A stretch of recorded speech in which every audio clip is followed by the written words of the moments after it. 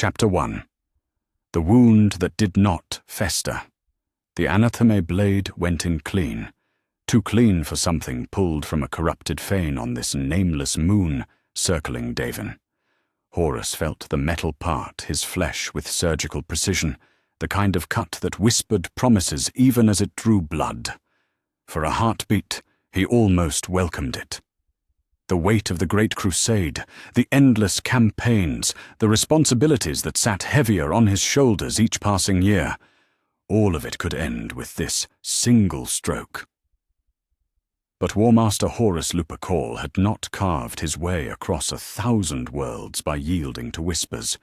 The warrior lodge brother who'd struck him, Temba his name was, stared with eyes that weren't quite his own anymore. Behind the familiar features, something else watched. Something that had been waiting a very long time for this moment.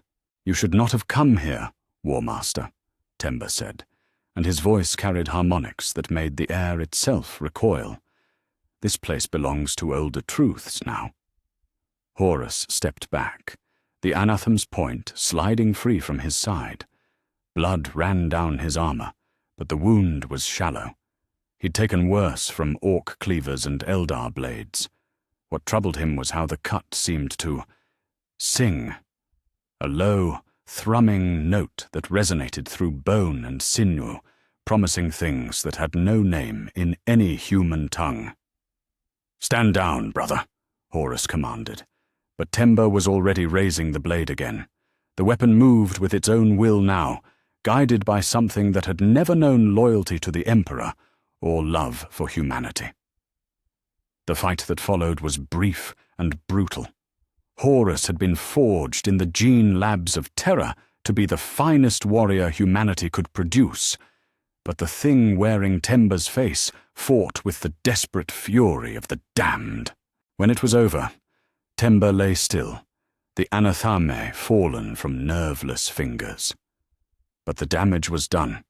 The wound in Horus's side pulsed with each heartbeat, and with each pulse the song grew stronger. "My lord," Sergeant Torgadon's voice cut through the strange harmonics. "The lodge is secure, but we need to—" He stopped when he saw the blood. "You're wounded." "It's nothing," Horus said. But even as the words left his lips, the world tilted. The walls of the fane seemed to breathe, ancient stone expanding and contracting like the ribs of some vast beast. Colors bled into existence that had no place in human perception, and in the distance, something laughed.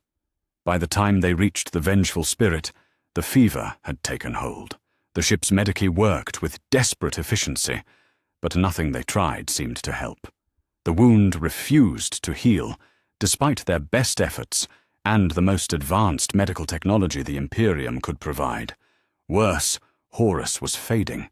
His vital signs fluctuated wildly, and periods of consciousness grew shorter and further apart. "There might be another way," Erebus said quietly, appearing at Captain Loken's shoulder like a shadow given form.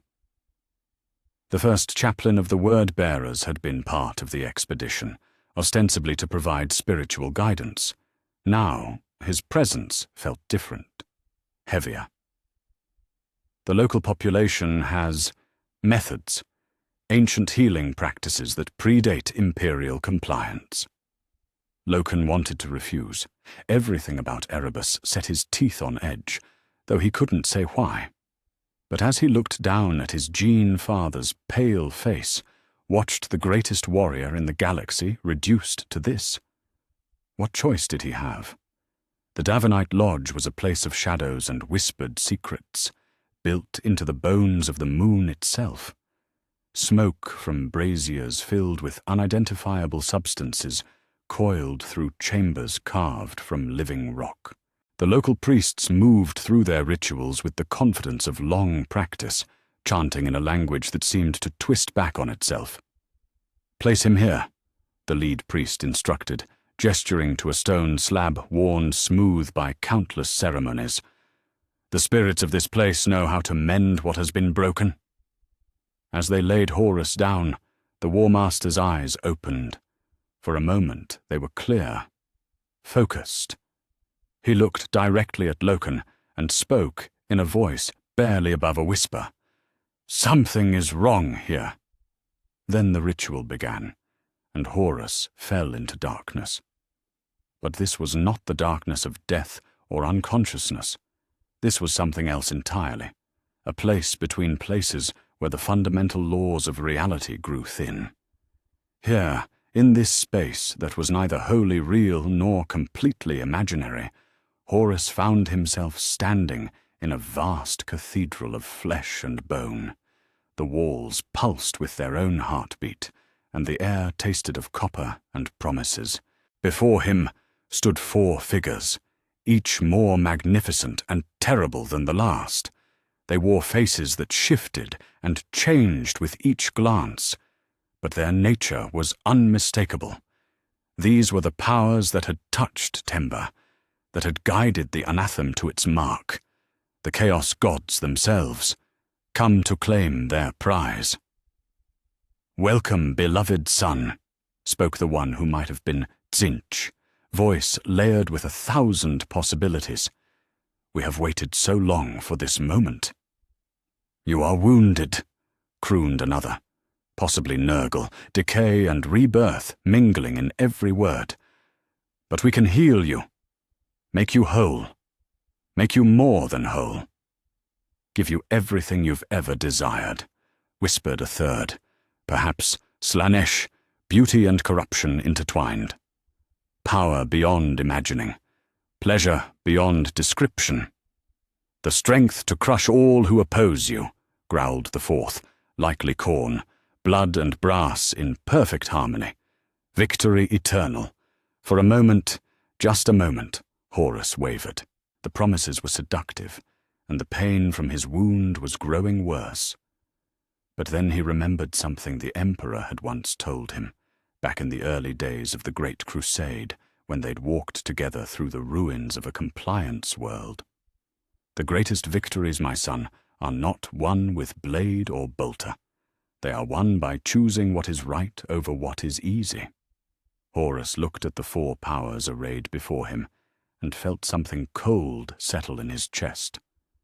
Not fear, he was beyond fear now, but certainty.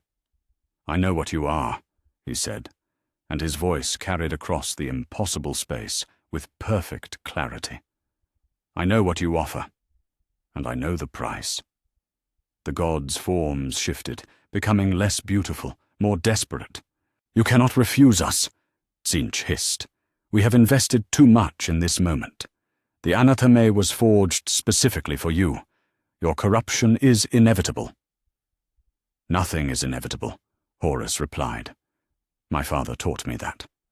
Free will is humanity's greatest gift and our greatest burden."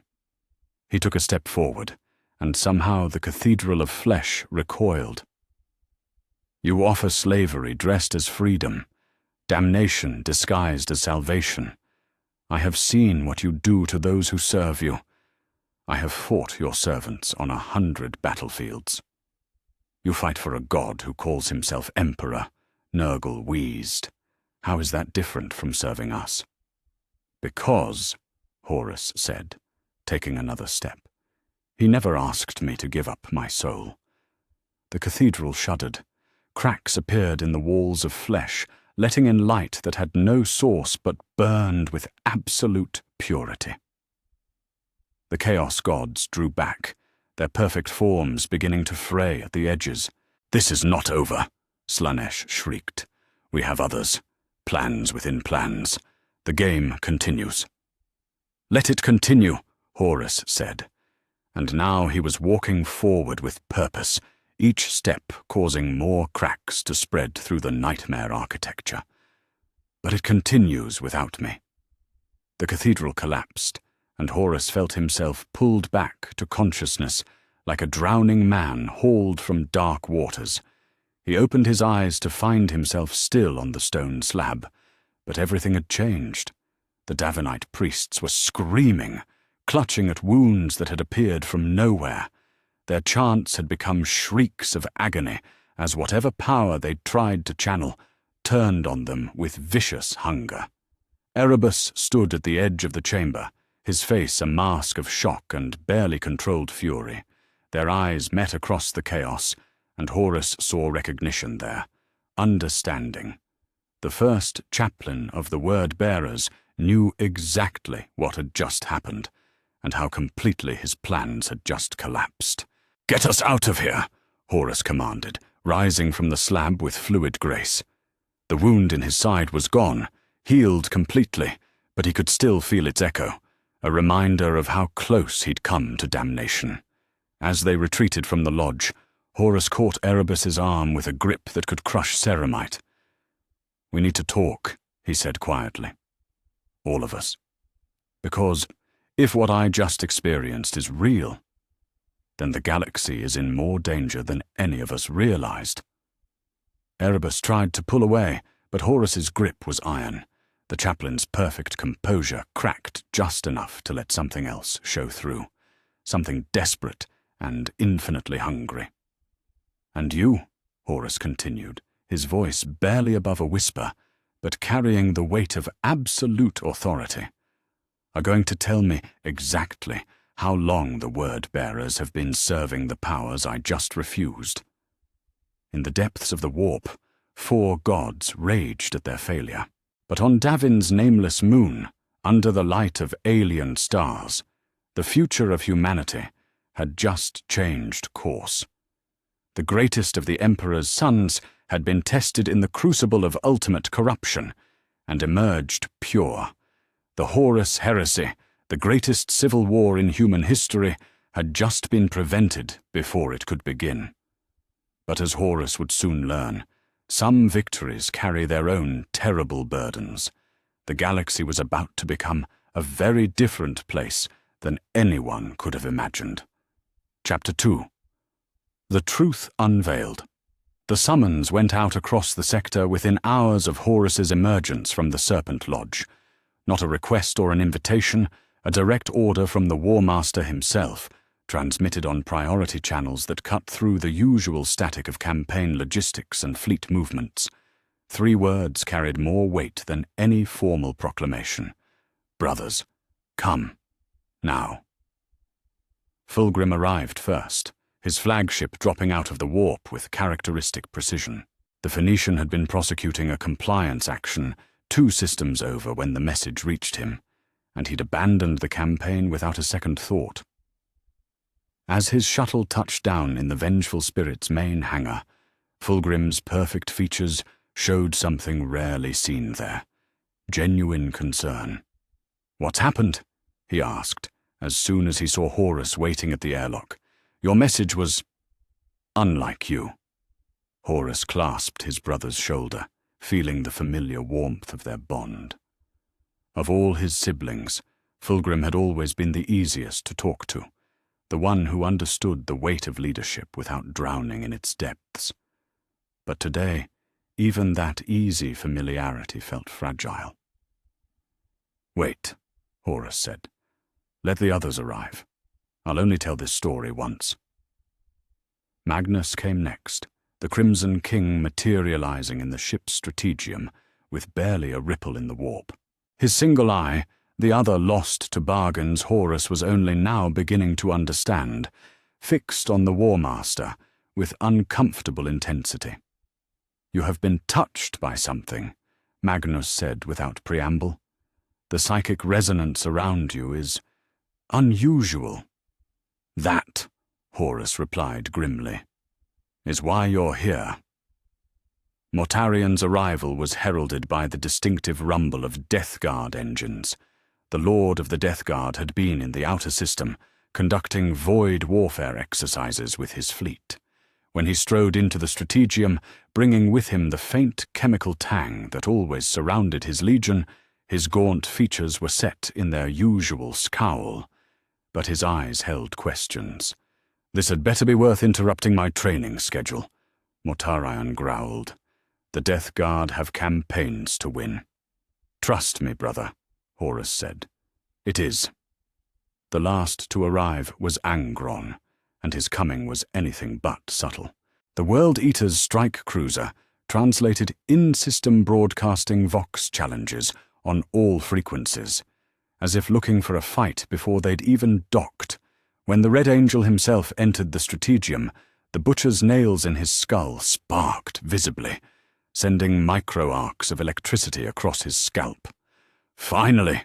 Angren snarled, his permanently damaged throat making every word sound like a threat. "Thought you'd gone soft, Lupercal. Been too long since we had a proper war council." Horus looked around the chamber at his assembled brothers, 4 of the Emperor's sons, each commanding legions that could conquer systems, each carrying their own burdens, their own interpretations of what it meant to serve the Imperium. In another timeline, some of these very warriors would have turned against their father and plunged the galaxy into civil war. But that timeline was dead now, strangled in its cradle by a single choice on a dark moon. "Brothers," Horus began, "what I'm about to tell you will sound like madness. But I need you to listen, all of you, and then I need you to help me decide what we're going to do about it." He told them everything: the wound from the Anathem, the journey to the Serpent Lodge, his experience in the space between spaces, where entities of pure malevolence had tried to claim his soul, the promises they'd made, the prices they'd demanded, and finally, the revelation of who had been guiding events from the shadows. "The word-bearers," Horus concluded, "have fallen to powers that exist beyond our understanding of reality.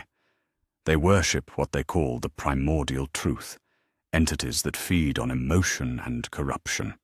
They call them gods, but they are parasites, and Erebus, their first chaplain, orchestrated everything that happened on Devin's moon." Silence stretched through the strategium like a held breath. Fulgrim was the first to speak, his usually melodious voice tight with disbelief. "Horus, what you're describing, it sounds like the ancient myths. Demons, evil spirits. The Emperor himself taught us that such things were superstition." "The Emperor," Horus said carefully, "may have had his reasons for that teaching. But I know what I experienced, and I know what I saw in Erebus's eyes when I emerged unchanged from what should have been my corruption." Mortarion leaned forward, his perpetual scowl deepening. "Assuming for a moment that you are right, and I'm not saying you are, what makes you think this corruption is limited to the word-bearers? What if it spread further?" It was exactly the question Horus had been dreading, because the answer was simple. They didn't know. Couldn't know, without. "I can find out," Magnus said quietly. All eyes turned to the Crimson King, who was studying his hands with the focused attention of a man examining a weapon. "The great ocean shows all truths to those who know how to look. If this corruption exists among our brothers, I can sense it." "The Emperor forbade," Mortarion started, but Magnus cut him off with a gesture. "The Emperor forbade the use of sorcery. What I'm suggesting is investigation. Diagnosis. Would you refuse a medic's examination if you suspected disease?" Fulgrim shifted uncomfortably. "There's wisdom in caution, Magnus. Some knowledge carries its own dangers." "And some ignorance kills," Angren growled unexpectedly. "If there's rot in the legions, I want to know about it. Cut it out before it spreads." He looked directly at Magnus. "Do it. But if you try to touch my mind without permission, I'll tear your head off." Magnus nodded solemnly. "I would expect nothing less." He closed his eye and extended his consciousness outward, letting his psychic awareness wash over his assembled brothers. To Horus, watching, it felt like standing in warm rain. Not unpleasant, but unmistakably present. The probe lasted perhaps 30 seconds. When Magnus opened his eye again, his face was pale. "Fulgrim," he said urgently, "your sword. Where did you get it?" The Phoenician's hand dropped instinctively to the weapon at his side, a blade of exquisite craftsmanship that he'd claimed during a recent campaign against Xenos raiders. The lyre. It was a trophy from their defeat. What does that have to? Draw it, Magnus commanded. Now. But be ready to drop it the moment I tell you to. Confusion flickered across Fulgrim's perfect features, but he obeyed. The blade came free of its scabbard with a whisper of metal on leather, and immediately the temperature in the strategium seemed to drop. The weapon was beautiful, too beautiful, its edge holding reflections that didn't quite match the surrounding room. Magnus hissed and stepped back. There's something in there, something old and hungry and patient. It's been whispering to you, hasn't it? Subtle suggestions, ways to improve your legion's performance, shortcuts to perfection. Fulgrim's grip on the sword tightened, and for a moment his eyes blazed with an inner light that had nothing to do with normal human emotion. It offers insights, ways to transcend the limitations of flesh, to achieve true perfection. Brother, Horus said carefully, that sounds remarkably like what the entities in my vision promised me. Power, perfection, victory, always at a price that seems reasonable until you've paid it. The sword in Fulgrim's hand trembled, and the Phoenician's face twisted with sudden understanding and revulsion. Get it away from me, he whispered. I can feel it trying to... The blade exploded into motion, Fulgrim's arm moving without conscious direction to drive the point toward Magnus's chest. But Angron was faster, his own weapon intercepting the possessed blade with a shower of sparks. Mortarion moved in from the other side, his massive frame pinning Fulgrim's sword arm, while Horus grabbed the weapon's hilt. "Release it!" Magnus shouted over the sound of shrieking metal. "All of you, together, now!" For a moment that lasted an eternity, 5 Primarchs struggled against something that was both a sword and not a sword, a thing that existed in the material realm, but drew its power from places that had never known physical laws. The blade fought them, its edge shifting through spectrums of light that human eyes weren't meant to process, its voice a chorus of promises and threats that bypassed the ears and spoke directly to the soul. Then Horus felt something click into place, not in the weapon, but in the unity of purpose among his brothers. The moment they stopped fighting the sword individually and started working together, its power cracked. With a sound like breaking glass, the demon trapped within the blade shrieked and dissolved, leaving behind nothing but ordinary metal that crumbled to dust in their hands. Fulgrim collapsed to his knees, shaking.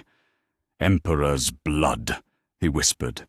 "How long was that thing in my head? What did I almost become?"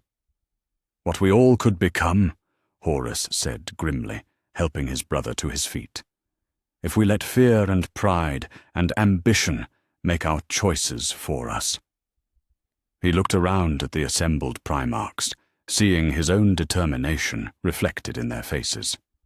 "Magnus, can you sense any other corruption? Any other tainted artifacts or influences?" The Crimson King's psychic probe swept outward again, this time ranging far beyond the strategium. When he opened his eye, he shook his head. "Nothing immediate. But Horus, what you've shown us, this changes everything. If such entities can corrupt artifacts, infiltrate legions, influence the very weapons we carry, then every victory could be a trap. Every triumph could be laying the groundwork for our fall. Then we make sure that doesn't happen," Mortarion said flatly. "We root out this corruption wherever it exists, starting with the word-bearers." "Agreed," Angron growled. "But we do it together. No legion fights this alone." Fulgrim nodded slowly, his color returning. "The demon in my sword. It knew things, secrets. It spoke of plans within plans, of corruption that ran deeper than any of us suspected. If we're going to face this threat, We need to move quickly, and we need to inform Father, Horus added.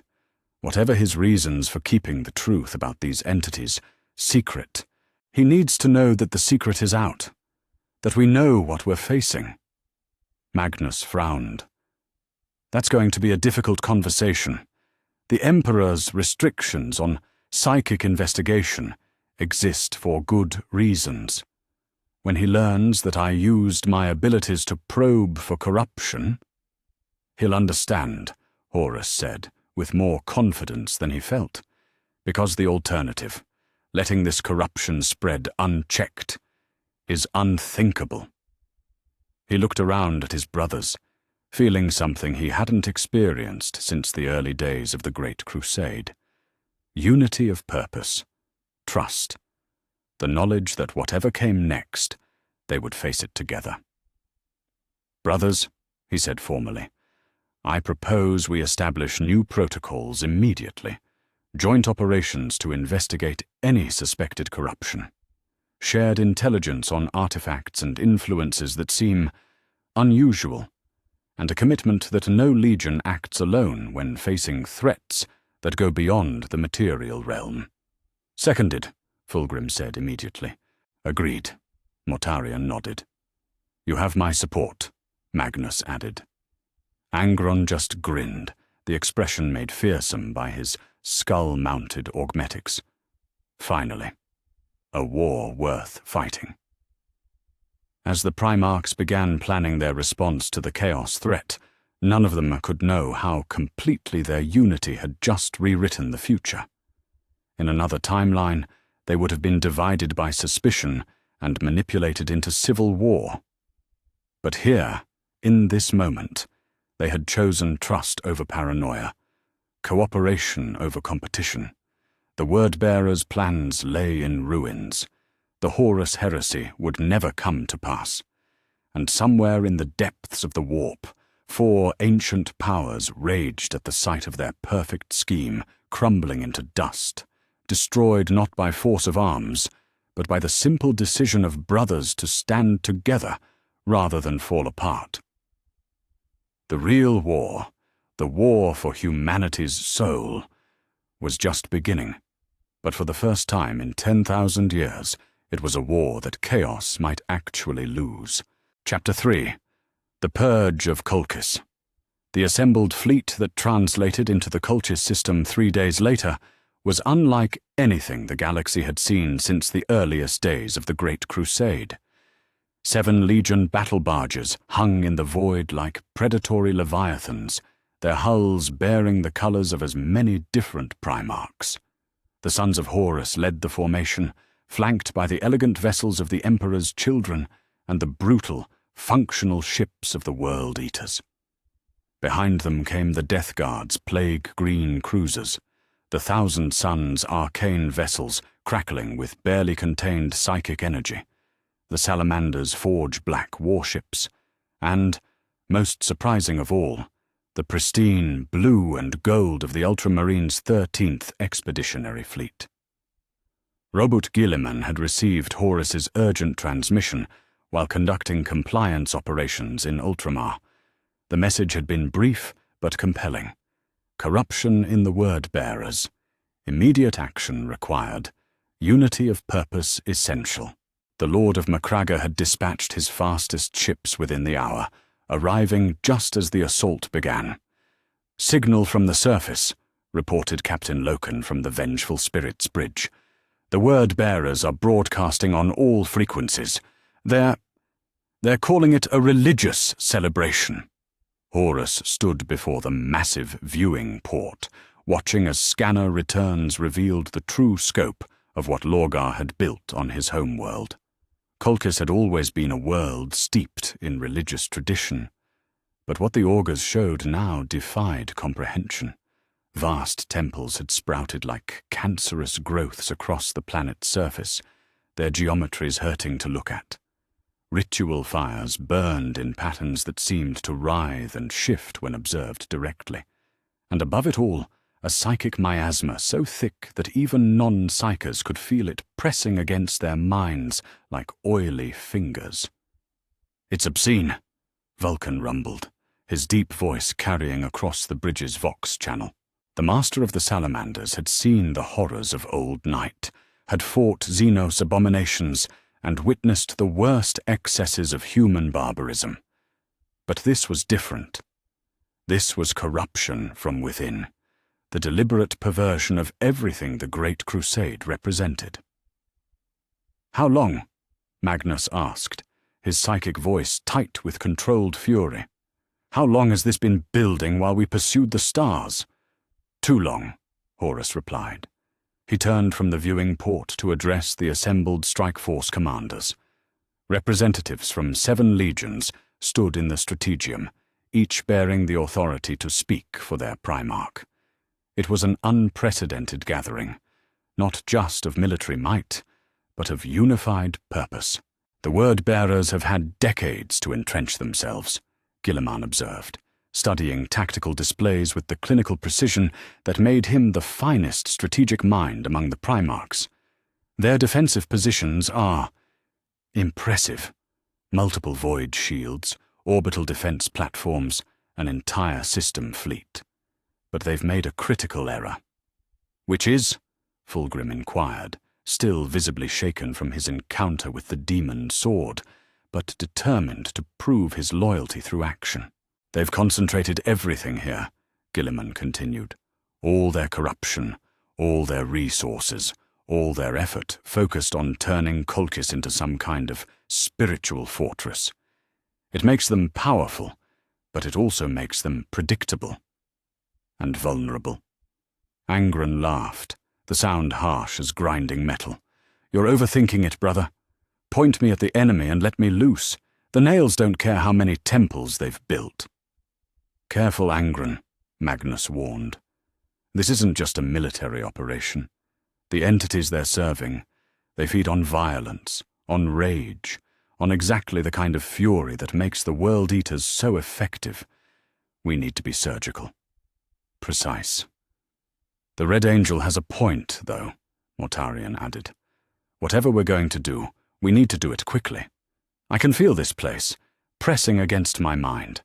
It's like standing too close to a reactor core that's about to breach." Horus nodded grimly.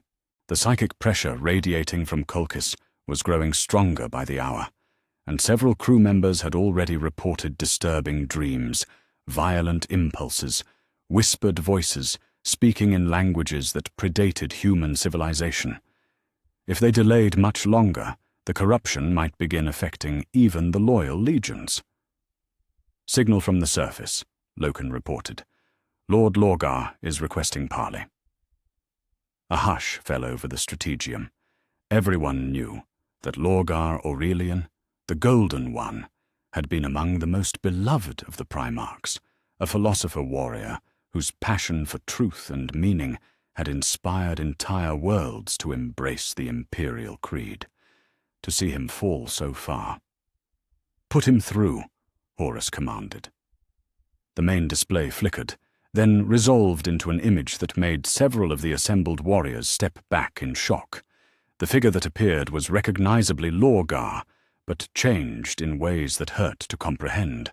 His golden skin had taken on a bronze cast that seemed to shift and flow like liquid metal. His eyes burned with inner fire that cast no shadows.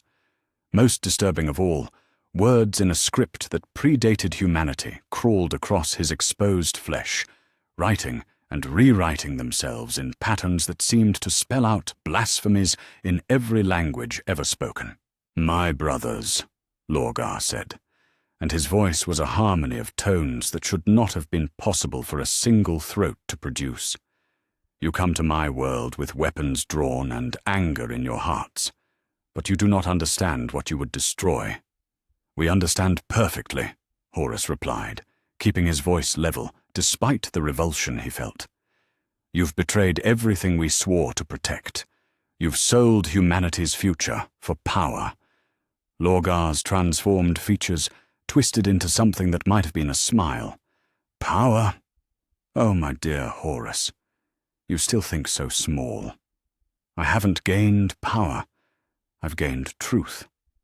the primordial truth that our father tried so desperately to hide from us. The gods that he denied while secretly fearing them with every fibre of his being. "They're not gods," Magnus interjected, his psychic presence flaring. "They're parasites, predators that feed on suffering and corruption." "And what is our father, if not the same?" Lorgar countered. "What is the Emperor but a parasite that has fed on humanity's hopes for millennia? At least the powers beyond offer honest bargains, honest prices for honest rewards." "Enough," Vulcan growled. "We didn't come here to debate theology with a madman." Lorgar's burning gaze fixed on the master of the salamanders. "Madman? I am the sanest being in this system, brother. I see reality as it truly is, an endless struggle between order and chaos, with humanity caught helplessly between them. The only choice is which side to embrace." "You chose wrong," Horus said simply. "And now we're going to stop you from taking anyone else down with you." The transmission cut off with a burst of static that sounded disturbingly like laughter. For a moment, the strategium was silent, except for the hum of ship systems and the distant throb of warp engines. "Well," Fulgrim said eventually, "that could have gone better." "No," Horus corrected. "It went exactly as it needed to. Now we know for certain what we're facing, and more importantly, we know that our brother is truly lost." The assault began an hour later. It was a masterpiece of coordinated warfare, 7 legions moving in perfect synchronization despite their vastly different combat doctrines. The Ultramarines struck first, their tactical precision allowing them to neutralize key orbital defenses before the word-bearers could react. The Thousand Suns followed, Magnus himself leading a psychic assault that shattered the defensive wards protecting Colchis's primary spaceport. The Emperor's children and salamanders conducted simultaneous orbital insertions, their contrasting approaches, perfectionist precision and overwhelming firepower, creating chaos among the defending forces. But it was the World Eaters who provided the breakthrough that broke the Word-Bearers' resistance. Angron led his warriors in a direct assault on Colchis's primary temple fortress, cutting through defensive positions with the kind of savage efficiency that made even other Astartes step back in awe. The butcher's nails sparked and flared as he carved a bloody path toward his corrupted brother, leaving a trail of devastation that would have been excessive under any other circumstances. Today, it was exactly what was needed. The final confrontation took place in the heart of Lorgar's greatest temple, a vast structure whose geometry seemed to exist in more dimensions than the human mind could process. Horus found his brother at the center of it all, standing before an altar that wept blood and whispered secrets. Around him, the last loyal word-bearers fought desperately against the demon-possessed members of their own legion, brothers turning against brothers in the most painful possible way. "You're too late," Lorgar said, as Horus approached, his transformed features serene despite the chaos around him. "The ritual is complete. I am no longer bound by the limitations of flesh." "You're an abomination," Horus replied, drawing his weapon. "And I'm going to put you out of your misery." The fight was brief but apocalyptic. Lorgar had indeed transcended the limitations of mortal flesh. His new form could regenerate from wounds that would have killed a normal Primarch, and his touch carried the corrupt blessing of the powers he served. But he was only one demon prince, facing 7 united Primarchs who had learned to work together. When it was over, nothing remained of Lorgar but ash and bitter memories. The evacuation and integration of loyal word-bearers took 3 days. Gilliman oversaw the process with his characteristic attention to detail, establishing new protocols for identifying corruption and ensuring that those who had resisted Lorgar's fall could find new homes among their brother legions. Many chose to join the Ultramarines, drawn by their reputation for rationality and discipline. Others were accepted by the Salamanders, who understood the pain of losing brothers to forces beyond their control. "It's done," Horus reported to the Emperor via long-range astropathic communication. "The Word-Bearer's corruption has been contained. Colchis is cleansed. Lorgar is—" He paused, still struggling with the reality of what had been necessary. "Lorgar is dead." The response, when it came, carried the weight of infinite sadness and terrible relief. "You did what was necessary, my son. And you did it together. Perhaps there is hope for us yet." As the combined fleet departed the Colchis system, leaving behind a world scoured clean by orbital bombardment, the assembled Primarchs found themselves changed by what they had experienced. They had learned that corruption could touch even the greatest among them. They had seen what happened when a Primarch fully embraced the darkness. And most importantly, they had proven that united, they could overcome even the most insidious threats. The Great Crusade would continue, but it would continue with new wisdom, new caution, and new unity.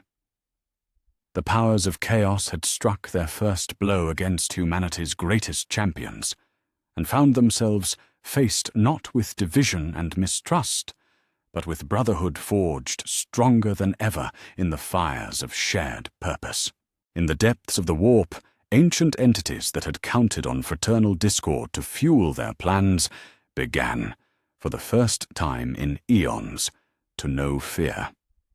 The game was changing, and they were no longer certain they could win it. Chapter 4. The Emperor's Return. The translation from the warp was like watching a star being born. First came the ripples, disturbances in space-time that made reality itself seem to shiver. Then the light, impossibly pure and brilliant, as if the very concept of illumination had taken physical form. Finally, the ship emerged, a vessel so vast and magnificent that it dwarfed even the assembled legion battle barges.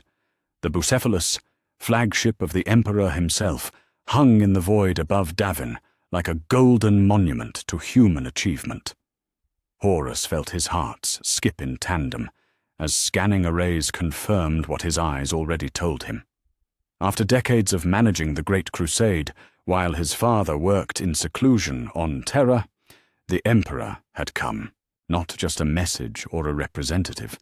The master of mankind himself had left his secret project to address what had been uncovered here.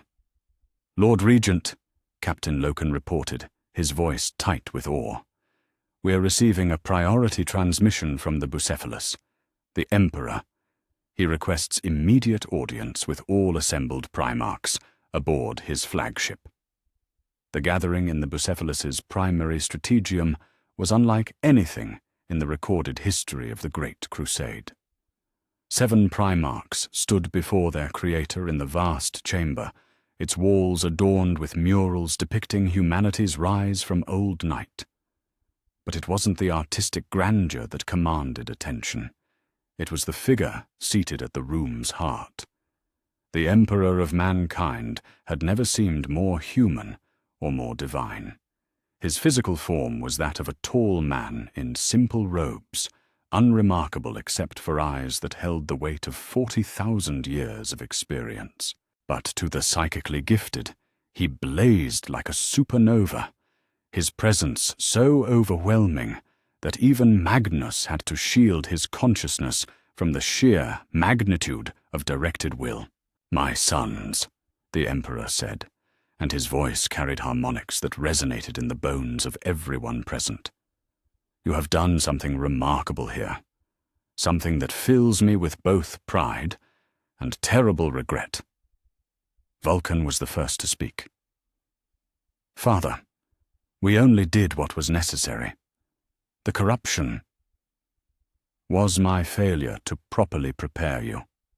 The Emperor rose from his seat, and the simple act seemed to make the chamber larger, as if reality itself expanded to accommodate his presence. "For 10,000 years, I have fought the powers you now know as chaos. I have seen civilizations rise and fall, watched species tear themselves apart when they learned of the entities that dwell beyond the veil of our reality. And in my pride, my terrible, necessary pride, I thought I could shield humanity from that knowledge until we were ready." Horus stepped forward, the weight of command giving him courage to address their creator as an equal. The word-bearers fell because they sought meaning in worship, but they worshipped the wrong things. If you had known from the beginning, the knowledge itself might have corrupted you," the Emperor replied. "This is the paradox that has haunted me for millennia. To fight monsters, one must understand monsters. But understanding can become sympathy, and sympathy can become surrender. Lorgar's fall proves this." Magnus, his single eye bright with curiosity and carefully controlled ambition, moved closer.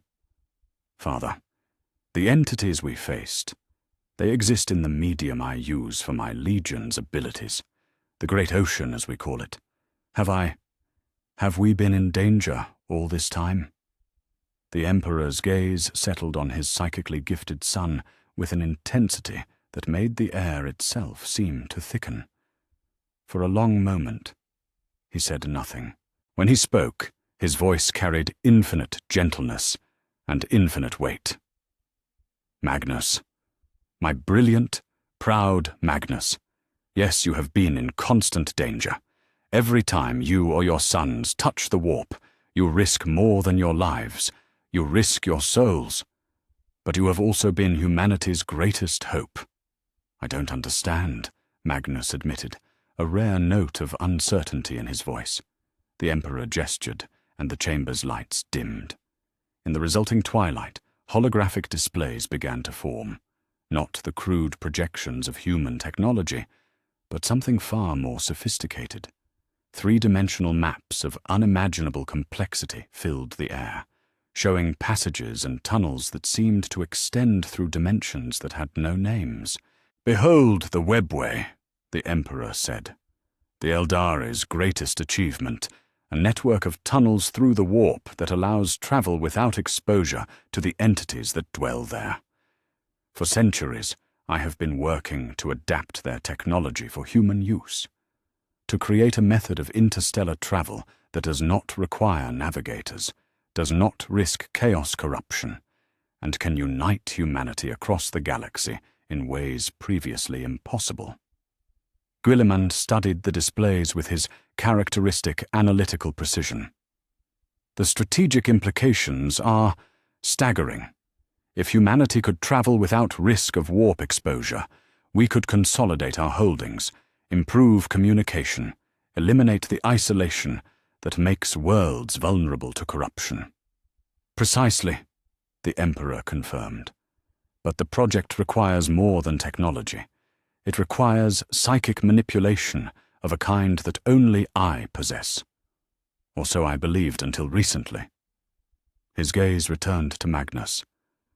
"Your mastery of the great ocean, combined with proper safeguards and understanding of what we truly face, could accelerate the project by centuries." Magnus's eye widened. "Father, you're asking me to. I am asking you to help me save humanity from the very powers that just tried to claim your brother." The Emperor's voice carried absolute conviction. "But I am also asking you to trust me with knowledge of the dangers involved. No more secrets between us, Magnus. You have proven today that knowledge of chaos does not inevitably lead to corruption. Use that knowledge to help complete humanity's greatest defense against it." Fulgrim, still pale from his encounter with the demon sword, but determined to contribute, stepped forward. "Father, what you're describing, This sounds like it would require massive changes to how we prosecute the Great Crusade. If some of us are to assist with this Webway project, then the crusade will continue, but with new priorities. The Emperor agreed. The immediate conquest of every human world is less important than ensuring those we have already claimed remain pure. Some of you will continue expanding the borders of human space. Others will focus on consolidation, on building the infrastructure and safeguards that will protect what we have gained. He turned to address each Primarch directly. Horus, you remain my war master, but your mandate now includes oversight of anti-corruption protocols across all legions. Guilliman, your gift for organization will be essential in establishing new administrative systems that can detect and prevent chaos influence. Vulcan, your technological expertise will help us build the infrastructure the Webway project requires. Angron, who had been unusually quiet during the revelations, finally spoke. And what of those of us who are warriors first? The World Eaters don't build, we destroy. The Emperor's expression grew somber.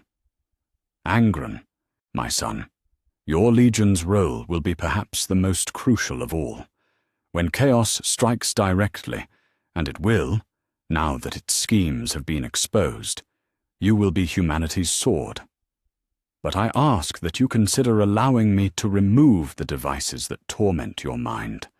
The butcher's nails make you a devastating warrior, but they also make you vulnerable to the very entities we now fight. For a moment, Angron's scarred features twisted with emotions too complex for words. The nails had been a symbol of his slavery, but also the source of his strength. To give them up, we'll discuss it, he said finally. But I want guarantees that my legion won't lose its edge. Your legion's edge comes from their loyalty to you and their dedication to warfare, the Emperor replied. The nails merely channel that dedication in destructive ways. Properly guided, the World Eaters could become the finest close combat specialists in human history. Mortarion, who had been listening with growing unease, finally voiced his concerns. Father, this all sounds reasonable, but it requires us to trust that you won't simply replace one set of secrets with another. How do we know that tomorrow you won't decide we need to be protected from some other truth? The Emperor was silent for a long moment, and when he spoke, his voice carried a weight of sorrow that seemed to age him before their eyes. You don't, he admitted. I have made mistakes, Mortarion. Terrible ones. I convinced myself that secrecy was protection, that knowledge was danger, that my sons were not ready for the full truth of what we face. Today you have proven me wrong. You faced the ultimate corruption and chose unity over division, trust over suspicion. You have earned the right to know everything, and the right to question my decisions. He stood, and his presence filled the chamber, like light filling a void. From this moment forward, there will be no secrets between us regarding the nature of our enemies. No hidden agendas, no greater good that requires deception. We are humanity's guardians, and guardians must know what they guard against. The silence that followed was not empty, but full, pregnant with the weight of trust being rebuilt and relationships being redefined. Finally, Horus spoke for them all. Then let's get to work, he said. We have a galaxy to defend, a project to complete, and an enemy that won't stay defeated forever. But this time, we do it together. All of us. The Emperor smiled, and for just a moment, he looked like nothing more than a proud father surrounded by his remarkable sons. Together, he agreed, as it should have been from the beginning. Over the following hours, the assembled Primarchs worked with their creator to redesign the entire strategic framework of the Great Crusade. New assignments were distributed, new protocols established, new priorities set.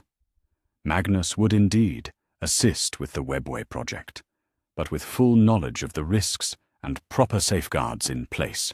Gilliman would oversee the creation of new administrative systems designed to detect corruption before it could spread. Vulcan would lead infrastructure development that could support the Webway's expansion. Fulgrim would focus on cultural preservation, ensuring that human worlds maintained their identity while rejecting chaos influence.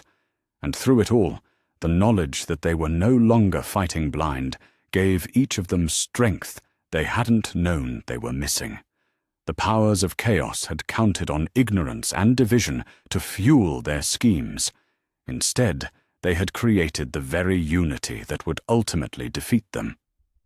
As the great fleet began to disperse to their new assignments, each Primarch carried with them not just orders, but understanding. The war against chaos would be long and difficult. But for the first time in the history of the galaxy, humanity's greatest champions knew exactly what they were fighting, and exactly how they planned to win. In the depths of the warp, ancient entities that had fed on secrecy and mistrust began to understand that the rules of the game had fundamentally changed. Humanity was no longer stumbling blind through the darkness. It was bringing its own light. Chapter 5. The Completion of Crusade.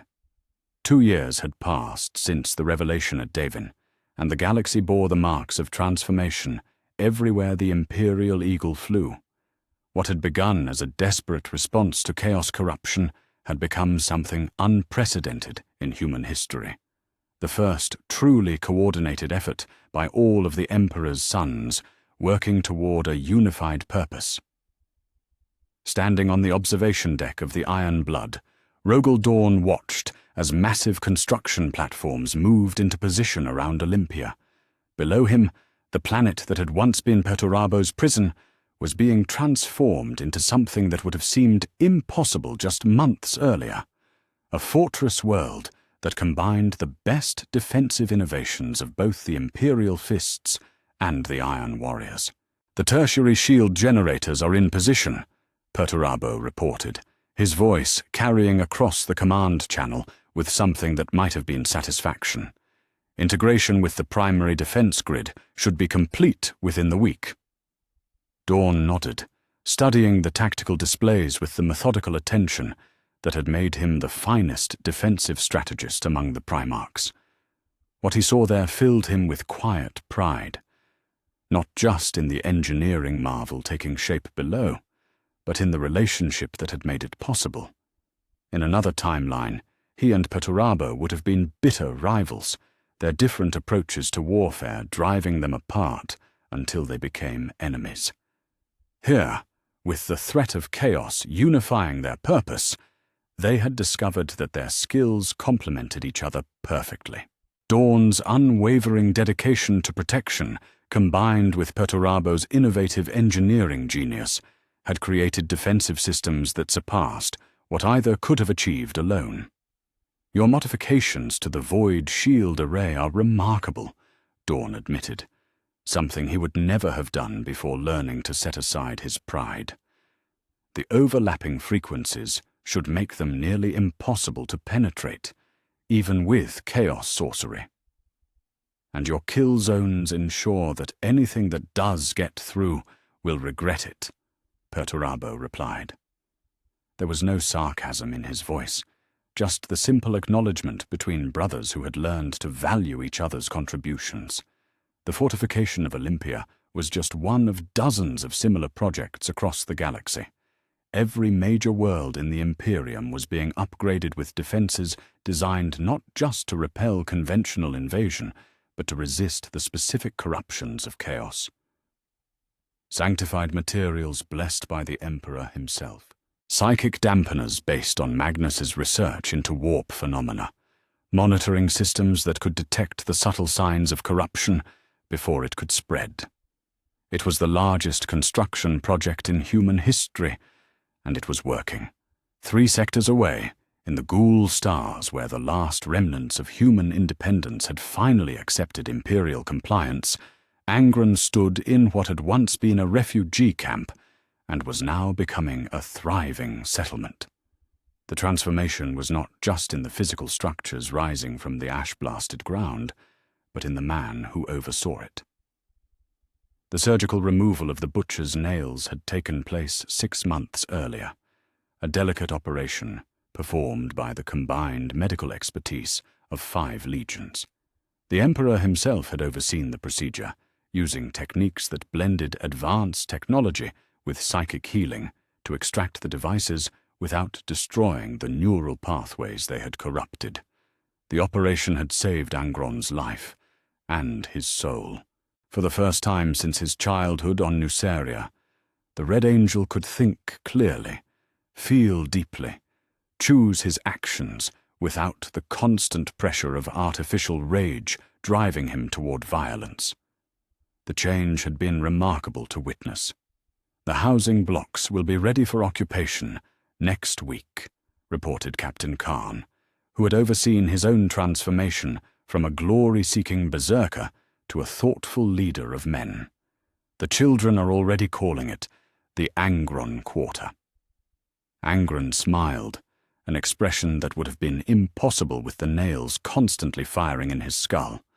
"Good. Make sure the schools are ready first. These people have seen enough war. Their children deserve better."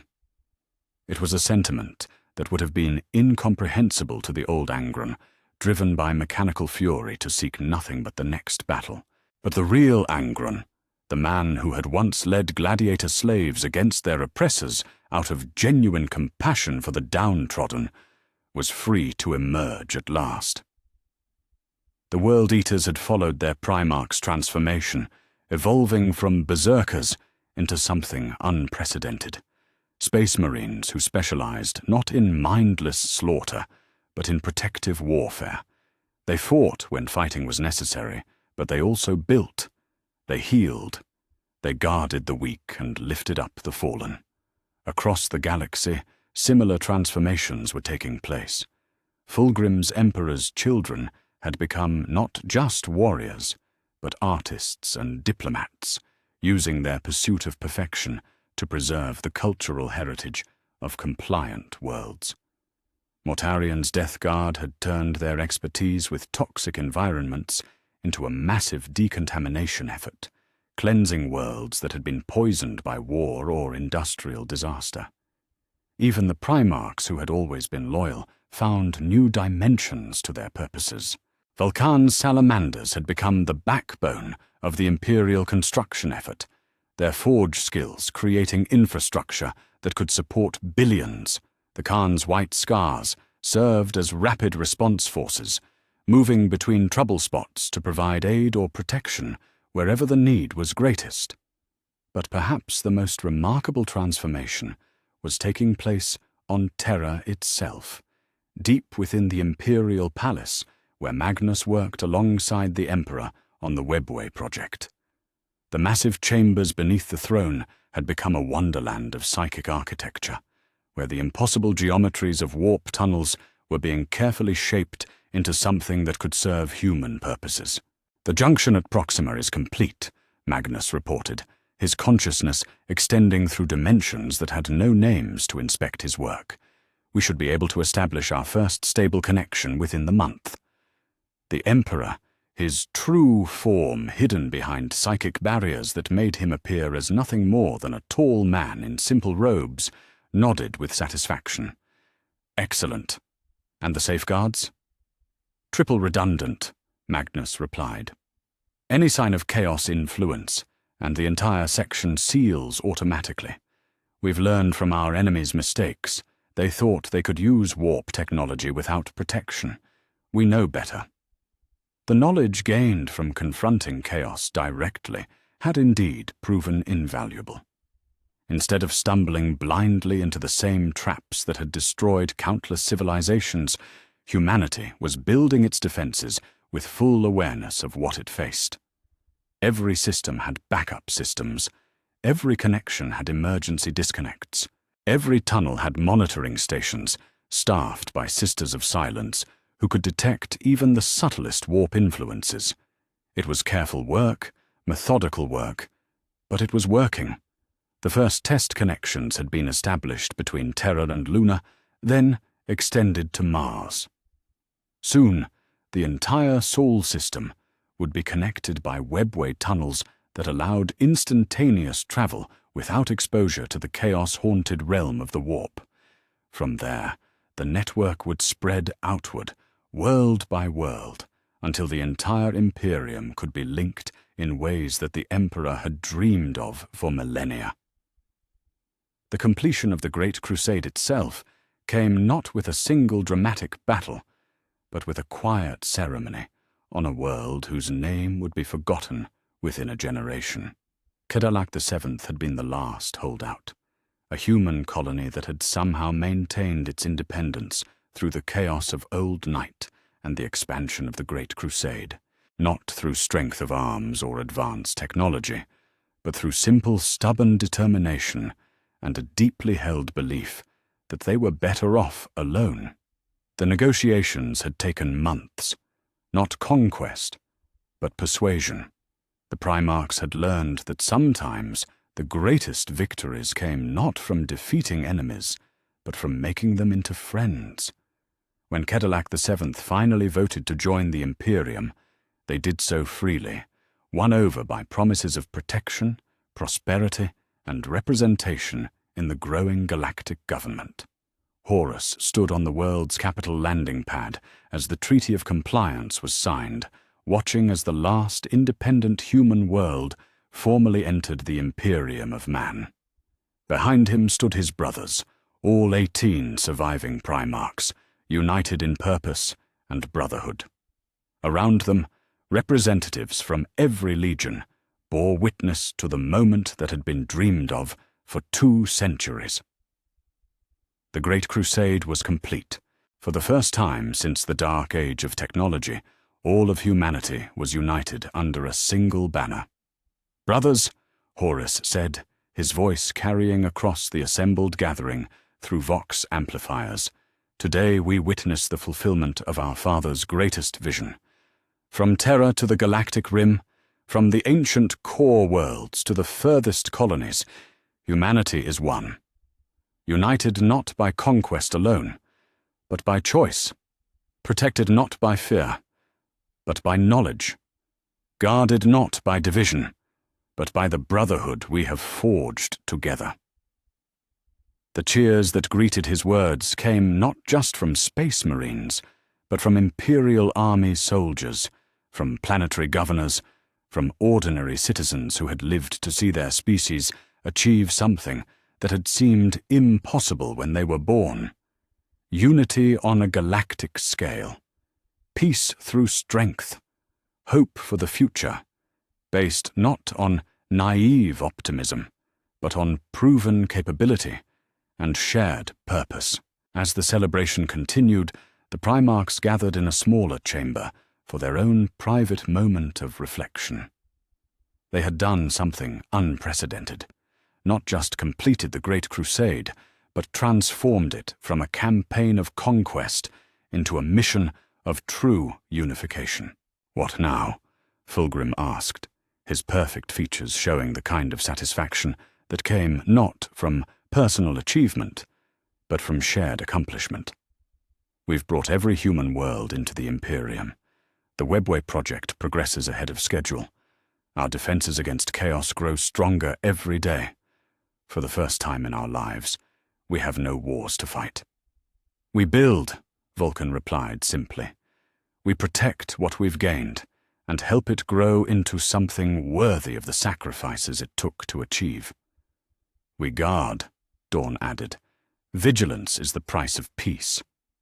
"We prepare," Magnus contributed. "Chaos will not accept this defeat passively. They will find new ways to threaten what we've built." "We grow," Gilliman concluded, "not just in territory or power, but in wisdom, in understanding, in our capacity to be worthy of the trust humanity has placed in us." Angron, The brother who had changed the most spoke last. "We remember," he said quietly. "We remember that our strength comes not from our individual might, but from our unity.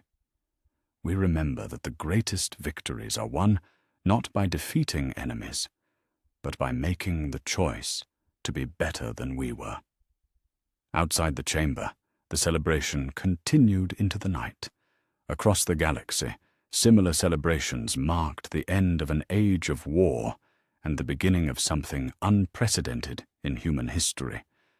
But in that small room, 18 demigods stood together in quiet brotherhood, understanding that they had achieved something far greater than conquest. They had proven that unity was stronger than division, that trust was more powerful than suspicion, that love between brothers could overcome even the greatest corruptions. The Great Crusade was over. The age of the Imperium was about to begin, and for the first time in the galaxy's history, it would be an age shaped not by the ambitions of individuals, but by the combined wisdom of humanity's greatest champions, working together toward a common goal. In the depths of the warp, ancient entities that fed on conflict and division found themselves facing something they had never encountered before, a unified humanity that knew exactly what it was fighting and exactly how to win. The real challenge was just beginning. Chapter 6. The Golden Age. Realized 5 years had passed since the last human world joined the Imperium, and the galaxy had transformed beyond all recognition. Standing in the newly constructed Chamber of Unity aboard the orbital station above Terra, Gilliman reviewed reports that would have seemed like impossible fantasies just a decade earlier. Trade flowed freely between worlds, separated by thousands of light years. Cultural exchanges brought art and music from distant systems to every corner of human space. Most remarkably, travel that had once taken months through the nightmare realm of the warp now occurred instantaneously through the completed Imperial Webway. The completion of the Webway had changed everything. Where once isolated worlds had struggled with the constant fear of being cut off by warp storms, now they were connected by tunnels of pure stability. A message sent from Terra could reach the galactic rim in hours rather than months. Trade goods could move between systems without the massive infrastructure required for warp-capable vessels. Most importantly, humanity could expand and communicate without constant exposure to the corrupting influences of chaos. "The Cadian Gate terminus is operational," Magnus reported, his image projected through the chamber's communication array. Even through the holographic display, the satisfaction in his voice was clear. "We can now reach the Eye of Terror's border regions in minutes, rather than weeks. If Chaos attempts any large-scale incursions, we'll be able to respond immediately." The collaboration between Magnus and the Emperor had proven to be one of history's greatest partnerships. The Crimson King's mastery of psychic phenomena, combined with the Emperor's ancient wisdom and power, had overcome obstacles that would have stymied either working alone. But more than technical achievement, their partnership had healed wounds that went to the very foundation of the Imperial project. Trust had replaced suspicion, cooperation had replaced secrecy, and the results spoke for themselves. Jagatai Khan's voice crackled through the vox from his flagship, somewhere in the Ghoul stars. "Patrol Fleet 7 has completed sweep of Sector Tertius. 3 minor Xenos incursions detected and neutralized before they could establish footholds. The new rapid response protocols are working exactly as designed." The Khan's transformation of Imperial naval doctrine had been as revolutionary as the Webway itself. Where once scattered Legion fleets had pursued their own campaigns with little coordination, now a unified response network covered every sector of human space. Fast attack squadrons could be anywhere in the galaxy, within hours of a threat being detected. The days when alien raiders could strike isolated human worlds without consequence were over. But it was the cultural renaissance that truly marked this as a golden age. Fulgrim had established the Great Gallery on Luna, a vast complex where the artistic achievements of every human world were preserved and celebrated. Music from the ice singers of Vostok played alongside the plasma sculptures of Metallica's Forge artists. Poetry from Caliban's warrior scribes was displayed next to the living murals of Colchis's survivors, their art transformed from religious devotion into pure aesthetic expression. The diversity is remarkable, Fulgrim transmitted from the gallery's central chamber, where representatives from 100 worlds had gathered for the Feast of Convergence. Each world has developed its own cultural identity, while remaining united in purpose. We're seeing humanity bloom in ways the Emperor dreamed of but never dared hope for. The economic transformation had been equally dramatic. Vulcan's massive infrastructure projects had turned entire systems into specialized production centers. The forge worlds of Mars and its sister planets had become centers of pure research and development, their output supplemented by factory worlds that could produce goods on a scale that dwarfed anything in previous history. Agricultural worlds fed populations across entire sectors. Mining operations in resource-rich systems provided raw materials for construction projects that spanned light years. The Dyson swarm around Proxima Centauri will be completed ahead of schedule, Vulcan reported from his command center on Nocturne. Energy production will increase by 400% once the final collectors are in position. That's enough to power the terraforming projects in the Ultima Segmentum and still have surplus for expansion into the galactic halo. The Salamander's Primarch had become the architect of humanity's physical expansion beyond anything previously imagined. Not just worlds, but entire systems were being transformed to support human life. Barren planets were being given atmospheres. Ice worlds were being warmed. Even the vacuum of space itself was being colonized with orbital habitats that could house billions. But perhaps the most significant transformation was the one happening to humanity itself. The first generation of naturally psychic children are showing remarkable capabilities, Magnus reported during the weekly council session. Their development is proceeding exactly as the Emperor predicted, but without the instability or corruption risks that have plagued psychers in the past. The safeguards we've built into the Webway network are providing them with psychic training environments that are completely isolated from chaos influence. The guided evolution of humanity into a fully psychic species had been the Emperor's ultimate goal since the beginning of the Great Crusade. But where once it had been pursued in secret, hidden from even his closest advisors, now it proceeded with the full knowledge and cooperation of every Primarch. Training centers had been established on worlds throughout the Imperium, where gifted children learn to use their abilities safely under the guidance of Magnus's disciples and the Emperor's own teachings. The implications are staggering, Guillemin observed, studying the data streaming across his personal displays. A fully psychic humanity would be capable of achievements we can barely imagine. Instantaneous communication across galactic distances, direct manipulation of matter at the molecular level, perhaps even the ability to step outside our own reality and explore other dimensions safely. The Council of Primarchs had itself become something unprecedented in galactic history, not the tyranny of a single ruler or the chaos of competing factions, but a genuine partnership between 18 equals, each contributing their unique strengths to the common good. Decisions were made by consensus, policies were implemented through cooperation, and conflicts were resolved through discussion rather than force. The Tau expedition has reached their border worlds, Dawn reported from the eastern fringe.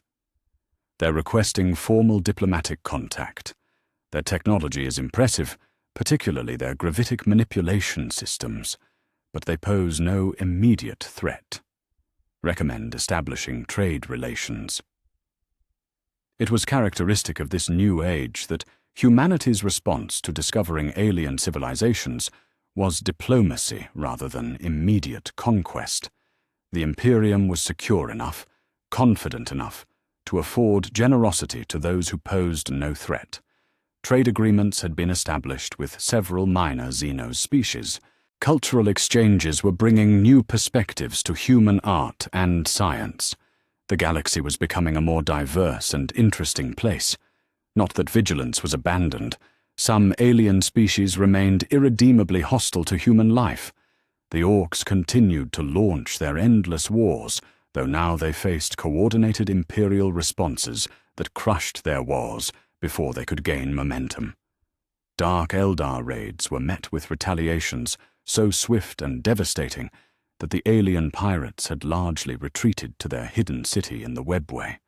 The Tyrannid scout organisms detected in the galactic void were being tracked and studied.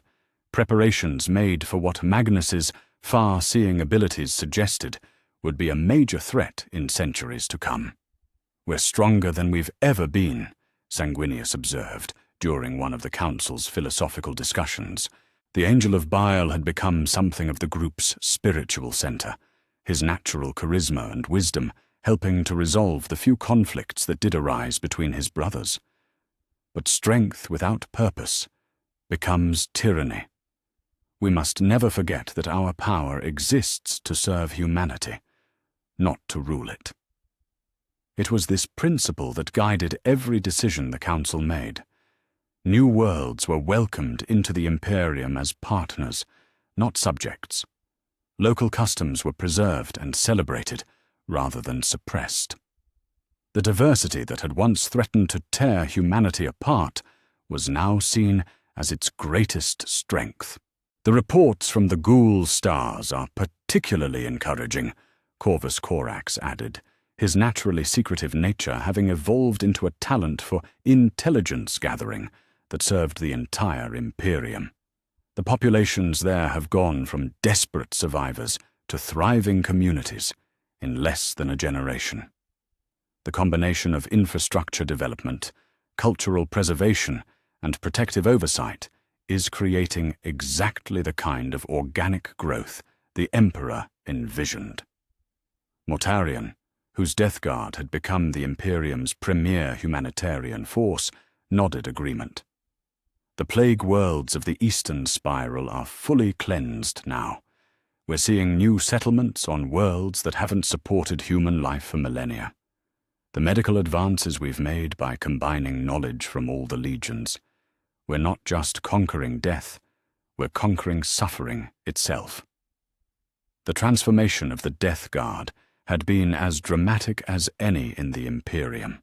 Where once they had been associated with toxins and decay, now they were symbols of healing and renewal. Their expertise with hostile environments had made them invaluable in the reclamation of polluted worlds. Their stoic determination had made them perfect for the long-term projects required to restore ecosystems that had been damaged by war or industrial excess. Perturabo, working in harmony with Dawn to fortify the Imperium's borders, provided a strategic overview that would have been impossible without their cooperation. The defensive grids are complete across all major sectors. Any chaos incursion large enough to threaten a system will trigger automatic responses from at least 3 different directions. We've created a galaxy-wide fortress that can respond to threats faster than they can develop. And the iron cage is functioning perfectly, Dawn added, referring to the massive defensive installation they had built together in the galactic void. Any major Chaos fleet attempting to emerge from the Eye of Terror will face firepower equivalent to an entire legion before they can even orient themselves. Ferrus Manus, his mechanical expertise having contributed to countless technological advances, summed up what everyone was feeling. "We've achieved something our father dreamed of, but never quite dared to believe possible. Not just unity, but prosperity. Not just strength, but wisdom. Not just survival, but genuine progress toward something better. As the council session concluded and the Primarchs returned to their various duties across the galaxy, each carried with them the satisfaction of shared achievement. They had taken their father's vision and expanded it beyond even his wildest hopes. Humanity was not just united, but thriving. Not just surviving, but evolving. Not just conquering the galaxy, but transforming it into something worth conquering. Outside the Chamber of Unity, the stars themselves seemed brighter. Ships moved between worlds in streams of light through the webway network. New colonies sent signals of successful establishment to the growing archives on Terra. Cultural festivals broadcast art and music to audiences spanning entire sectors. Children born with psychic gifts learned to use them safely under careful guidance. The future stretched ahead, not as a struggle for survival, but as an adventure in discovery. In the depths of the warp, ancient entities that had fed on human suffering for millennia found themselves starving. Chaos thrived on division, on conflict, on the despair that came from isolation and hopelessness. But humanity was united now, prosperous, connected not just by technology, but by genuine bonds of kinship and shared purpose. For the first time since the fall of the ancient Eldar Empire, the galaxy had entered a true golden age. And unlike that previous peak of civilization, this one was built on foundations that could resist corruption. Knowledge of chaos existed, but was contained. Psychic development proceeded, but with safeguards. Power was wielded, but with wisdom and restraint. The age of war was over. The age of wonder had begun, and 18 brothers who had learned to trust each other stood guard over it all, ensuring that humanity's greatest achievements would be protected for millennia to come. The galaxy had never seen anything like it. It never would again. Chapter 7. The Xenos Response. The first sign that the galaxy's other powers had taken notice of humanity's ascension came not through military action, but through prophecy. On the craft world Ulthwé, Farseer Eldrad Ulthran emerged from a divination trance that had lasted 17 cycles, his ancient features twisted with an expression that combined terror and grim determination. They burned too brightly, he whispered to the assembled Seer Council, his voice carrying the weight of visions that stretched across possible futures. The Mon-Ki have achieved what we once dreamed of: unity, prosperity, guided psychic evolution. But their light grows so fierce that it will draw every predator in the void toward them, and toward us. The vision had been clearer than any prophecy in millennia. Humanity, guided by their emperor and united under their gene-forged sons, was approaching the threshold that the Eldar themselves had crossed eons ago. But where the Eldar had fallen to excess and corruption, these humans showed signs of wisdom, of restraint, of the very discipline that might allow them to survive their own transcendence. And that possibility terrified every other power in the galaxy. The Necrons stir, reported Farseer Idranel from her scrying web. The tomb worlds feel the psychic emanations from human space. Their ancient programs interpret it as the return of their greatest enemies. They begin to wake. The shadow in the void draws closer, added Warlock Kyrith, his spirit stone pulsing with barely contained dread. The great devourer tastes the psychic bloom of humanity's evolution and finds it appetizing. Vanguard organisms have already been detected in the void between galaxies. Eldrad stood, his robes rustling with the sound of futures collapsing into inevitability. Then we must choose. Do we allow the galaxy to burn in the wars to come, or do we act to preserve what can be preserved? The decision that followed would have seemed impossible to any human observer. The proud Eldar, who had spent millennia viewing other species as crude primitives, chose to reach out to their former enemies, not in conquest, but in alliance. In the Eastern Fringe, Tau Ethereals received the unprecedented communication with a mixture of skepticism and curiosity. The Eldar proposal was straightforward: coordinate their responses to the growing Imperial threat, share intelligence about human capabilities, and prepare for a galaxy-wide conflict that none of them could win alone. The Gwaela have achieved something we believed impossible, Unva observed, his ancient wisdom passing the implications of the Eldar intelligence. Total unity across thousands of worlds, instantaneous communication and travel, guided evolution of psychic abilities. Our expansion into their space is no longer a question of when. It has become a question of whether we can survive contact with them at all. The Tau had witnessed humanity's transformation from the edge of Imperial space. Their reconnaissance drones had observed the massive construction projects, the elimination of intersystem travel times, the emergence of human psychers who showed none of the instability that had previously characterized such individuals. What they saw was a species that had achieved the greater good more completely than the Tau themselves had ever managed. But it was in the depths of space that the most ominous response was stirring. Hive Fleet Behemoth, still decades away from its canonical arrival, felt the psychic emanations of humanity's golden age, like a dinner bell ringing across the void. The concentrated population centers, the billions of evolved minds reaching toward transcendence. It was exactly the kind of rich feeding ground that the tyrannid hive mind had been searching for. Advanced organisms, barely more than spores but carrying the genetic template for rapid adaptation, began to alter their trajectory toward the Milky Way.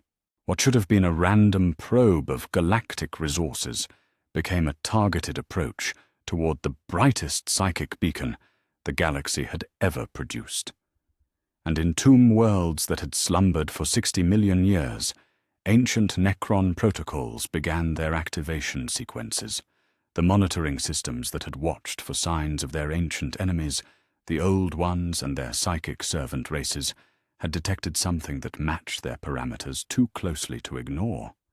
A young species showing rapid psychic evolution, guided by entities of immense power, achieving technological marvels that rivaled the works of the ancient Necron-Tyre. To the Necrons' eternal hatred, it looked exactly like their ancient foes rising again. The first concrete evidence of coordinated Xenos response reached Imperial intelligence through Jagatai Khan's rapid response fleets.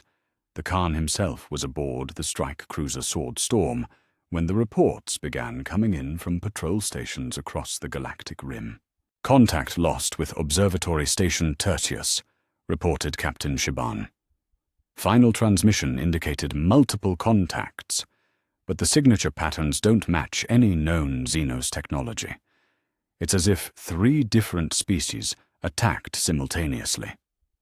Khan studied the tactical displays, his experience with alien warfare telling him things that the raw data couldn't convey. Multiple species working together. That's unprecedented.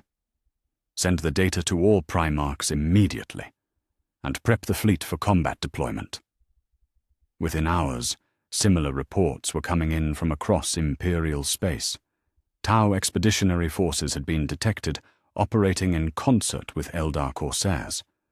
Necron tomb ships had been observed sharing communications with what appeared to be dark Eldar raiders. Most disturbing of all, deep space monitors had detected massive biosignatures moving through the galactic void, creatures of impossible size heading directly toward the galactic core. The Council of Primarchs convened in emergency session for the first time since the completion of the Great Crusade. 17 confirmed incidents, Guilliman reported, his tactical genius already working to pass the pattern behind the attacks. But what concerns me isn't the number, it's the coordination. These aren't random raids or opportunistic strikes. Someone is orchestrating this. Magnus, his psychic awareness extended across the network of webway tunnels, added his own disturbing observations. The warp itself is agitated. I can feel massive psychic disturbances moving through dimensions that shouldn't be accessible to most species. Either they've developed new capabilities, or they're receiving guidance from sources I can't identify. Sanguinius, his prophetic gifts more active than they'd been since the early days of the Crusade, spoke with uncharacteristic grimness. I see darkness coming. Not the specific corruption of chaos, but something vast and hungry and utterly alien. The unity we've achieved has made us strong, but it has also made us visible. Every predator in the galaxy now knows exactly where to find us. Vulcan, whose forge worlds had become crucial to Imperial infrastructure, provided a more immediate concern. The attacks are targeting our production centers and communication nodes. They're not trying to conquer territory. They're trying to cripple our ability to respond as a unified force. Someone has studied our capabilities and identified our critical vulnerabilities. The implications were staggering. For the first time in the galaxy's history, multiple Xenos species were coordinating their efforts, not just to survive humanity's expansion, but to actively prevent human transcendence. The golden age that the Primarchs had built was under systematic attack by enemies who understood exactly what they were fighting. Analysis of the biosignatures from deep space, Corax reported, his intelligence networks having identified the threat faster than any conventional reconnaissance. They match theoretical profiles for tyrannid organisms, but they're arriving centuries ahead of schedule. Something has drawn them here specifically. The psychic emanations, Magnus realized with growing horror. Our guided evolution program, the psychic training centers, the transcendence experiments. We've been broadcasting our presence across dimensional barriers. We've essentially announced to every psychic predator in the void that there's a feast waiting here. Perturabo, his strategic mind already shifting from construction to defense, grimly outlined the scope of the challenge. We're facing simultaneous threats from at least 4 different directions. Ancient machines that view us as reincarnated enemies. Devourers from beyond the galaxy, drawn by our psychic development. Coordinated strikes from species that have never cooperated before. And all of it happening while we're in the middle of the most delicate phase of human evolution. Dawn nodded, his defensive expertise making him the natural coordinator for the response. Our fortifications were designed to repel single-vector threats, chaos incursions, orc invasions, conventional alien attacks. We need to adapt them for simultaneous multi-species assault by enemies who clearly understand our capabilities and infrastructure. Angron, his transformation complete, but his warrior instincts still sharp, raised a point that none of them wanted to acknowledge. They're not wrong to be afraid of us. We have achieved something unprecedented. Total galactic unity, technological transcendence, guided psychic evolution. From their perspective, we represent an existential threat to every other form of intelligent life. They're fighting for survival. The council chamber fell silent as the implications sank in. This wasn't a war of conquest or expansion. It was a war of existence itself. Humanity had ascended so far, so quickly, that every other major power in the galaxy viewed them as an extinction-level threat. Then we prove them wrong, Horus said, finally, his voice carrying the authority that had made him War Master. We show them that transcendence doesn't require dominion, that strength doesn't demand the destruction of the weak, that unity can include diversity rather than eliminating it. And if they won't listen, Ferrus Manus asked, his mechanical expertise having given him insights into the Necron threat that disturbed him deeply. What if their fear is so great that negotiation is impossible? The answer came from an unexpected source. The Emperor himself, manifesting through the communication array with a presence that made the chamber's very air seem to thicken, spoke with infinite sadness and absolute resolve. "Then we defend ourselves," he said, "and we remember that the goal has never been to rule the galaxy, but to ensure that life itself can flourish within it. If these ancient powers wish to test whether humanity has truly transcended its primitive need for conquest, then we will show them exactly what transcendent civilization looks like when it is threatened." As the council session ended and the Primarchs prepared to face the greatest challenge since the fight against chaos, each carried with them the weight of a fundamental question. Could a truly transcendent civilization defend itself without becoming the very thing its enemies accused it of being? The galaxy was about to find out. For the first time since achieving unity, humanity would face an enemy that matched them in organization, rivaled them in technology, and exceeded them in desperation. The Golden Age was about to be tested by fire, and the outcome would determine not just the future of humanity, but the nature of transcendence itself. In the depths of space, ancient tomb worlds completed their awakening protocols. Hive ships adjusted course toward the brightest psychic beacon they had ever encountered.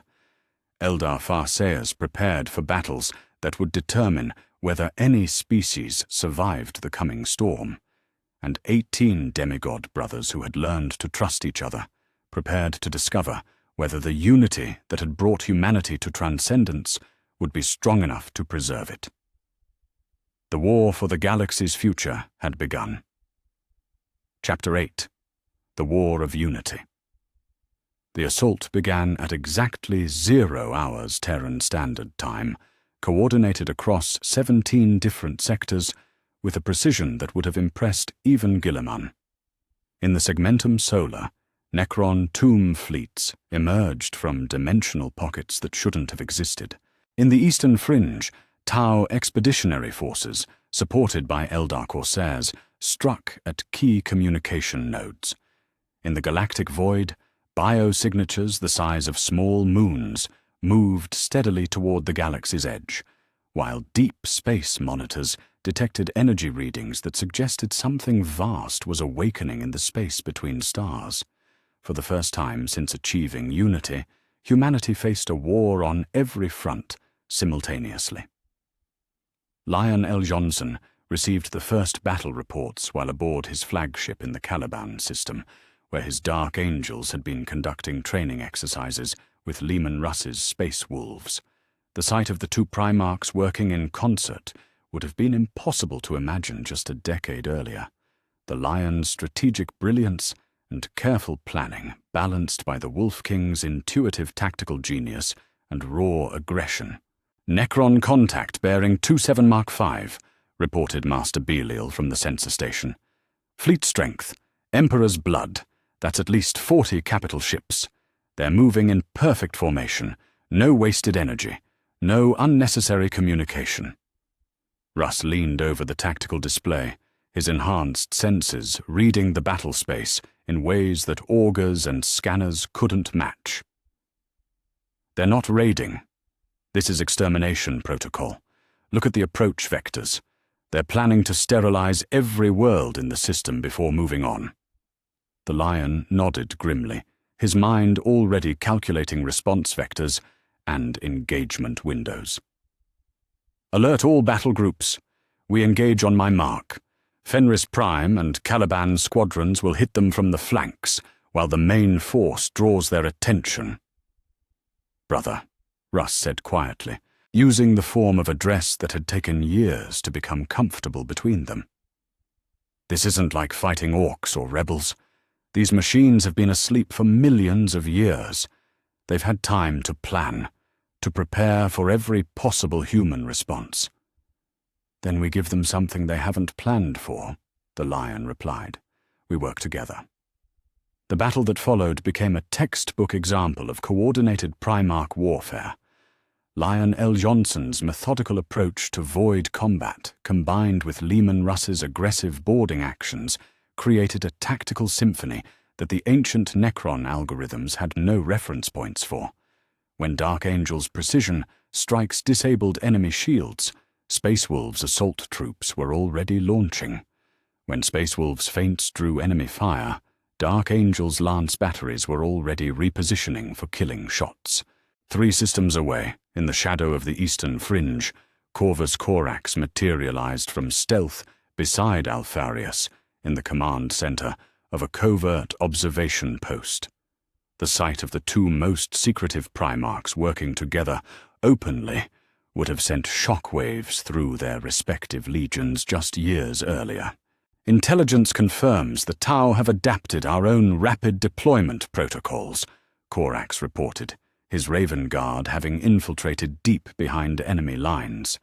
They're using modified webway technology, crude compared to our system, but effective enough to coordinate strikes across multiple sectors. Alfarius studied the data streams flowing across multiple screens, his mind parsing patterns that would have been invisible to lesser intellects. The Eldar are providing the technological expertise. The Tau are providing the manufacturing base, but there's a third element. Someone is coordinating overall strategy. The attack patterns are too sophisticated for either species alone. Combined intelligence operation, Corax suggested. Combined, but more than that. Look at these deployment patterns. They're not just sharing information. They're thinking as a unified entity. Someone or something has achieved the same kind of coordination among multiple species that we've achieved among the legions. The implications were staggering. For the first time in galactic history, humanity faced an enemy that matched them, not just in power, but in unity of purpose. The response required intelligence gathering and sabotage operations on a scale that neither the Raven Guard nor the Alpha Legion could achieve alone. Joint operations, Alfarius decided. Your infiltration specialists provide deep reconnaissance. My networks provide strategic deception. We make them fight shadows while thinking they're engaging our main force. On 100 different worlds, Sanguinius's presence blazed like a beacon of hope across the psychic spectrum. The Angel of Baal had discovered something remarkable about his own abilities. With the completion of the Webway network, he could project his inspiring aura instantaneously across the entire galaxy. Imperial forces, fighting desperately against overwhelming odds, suddenly found themselves filled with courage that went beyond mere stimulants or conditioning. Hold the line!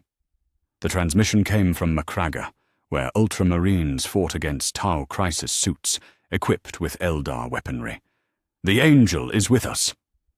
Simultaneously, the same voice spoke to Death Guard forces on Barbarous, as they held defensive positions against Necron immortals. Every second you buy saves 1,000 lives behind you. Your sacrifice has meaning. And on distant Fenris, where civilians evacuated in the face of bioforms that shouldn't have existed for centuries, you are not alone. We are all connected. Your courage strengthens us all. It was more than psychological warfare. It was spiritual unity on a galactic scale. Sanguinius had become not just a military asset, but a living embodiment of the bond between all human souls. Through the Webway's psychic networks, enhanced by Magnus's understanding of dimensional mechanics, he could be present everywhere at once. But the most crucial battle was being fought not in physical space, but in the immaterium itself.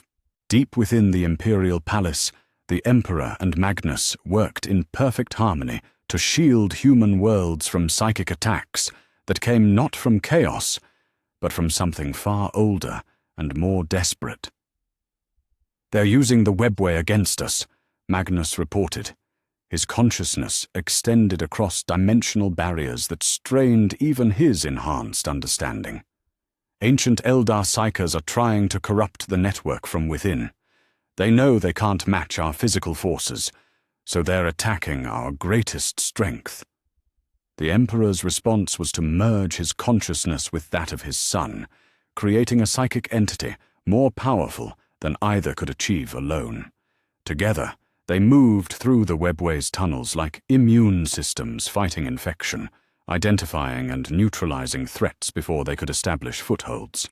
"They underestimate us," the Emperor observed, his mental voice carrying harmonics of infinite complexity.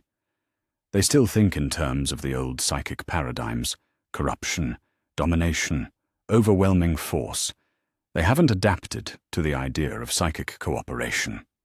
In the forge worlds of the Mechanicum, Ferrus Manus worked with desperate intensity to develop technologies that could counter advantages the Xenos Alliance had achieved through cooperation. His mechanical expertise, enhanced by knowledge gathered from every Legion's specialists, produced innovations in real time that changed the course of engagements even as they were being fought. "Necron resurrection protocols have a fundamental weakness," he transmitted to all Imperial forces simultaneously. "They're designed for individual unit recovery, not coordinated revival. Concentrated plasma bombardment can overwhelm their repair cycles if applied to multiple units simultaneously." Within hours, Imperial forces across the galaxy were adapting their tactics. Necron immortality, their greatest advantage, became a liability when Imperial forces learned to target multiple units with precisely timed strikes. Eldar Wraithbone technology requires psychic attunement to function, came another breakthrough. Anti-psychic fields don't just disrupt their communications, they can cause critical system failures in their most advanced equipment. Sisters of Silence, previously used primarily for anti-chaos operations, found themselves deployed to battlefronts across the galaxy. Their null field generators didn't just protect Imperial forces from psychic attack, they actively degraded Eldar equipment effectiveness. But perhaps the most crucial innovation came from an unexpected source: the integration of human psychic abilities into military doctrine.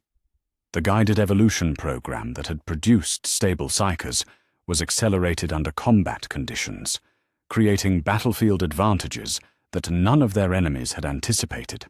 Psychic reconnaissance confirms Tau deployment patterns 3 hours before physical contact, reported Epistolary Corvidae from the Thousand Suns. "We can prepare ambushes based on enemy intentions rather than reacting to their movements." "Telekinetic artillery guidance increases accuracy by 400%, added Chief Librarian Tigurius from Ultramar. "Enemy force dispersal algorithms become irrelevant when our weapons can adjust trajectory in flight." The war raged for 3 months, but it became clear within the first week that humanity's unity was proving stronger than the Xenos Alliance's desperation. Every Imperial victory created tactical innovations that were immediately shared across all fronts. Every setback was analyzed by all 18 Primarchs working in concert, turning individual defeats into collective learning experiences. The turning point came when Vulcan completed development of the first stellar-scale construction project designed specifically for warfare. Working with Perturabo and Dawn, the Salamander's Primarch had created something unprecedented: a mobile fortress the size of a moon, capable of instantaneous deployment through the Webway network. "The Eternal Vigil is ready for combat deployment," Vulcan reported to the Council of Primarchs. "Self-contained manufacturing, shield generators powerful enough to protect entire systems, weapon batteries that can engage fleet formations from beyond their sensor range. Most importantly, it can be anywhere in the galaxy within minutes of a threat being detected."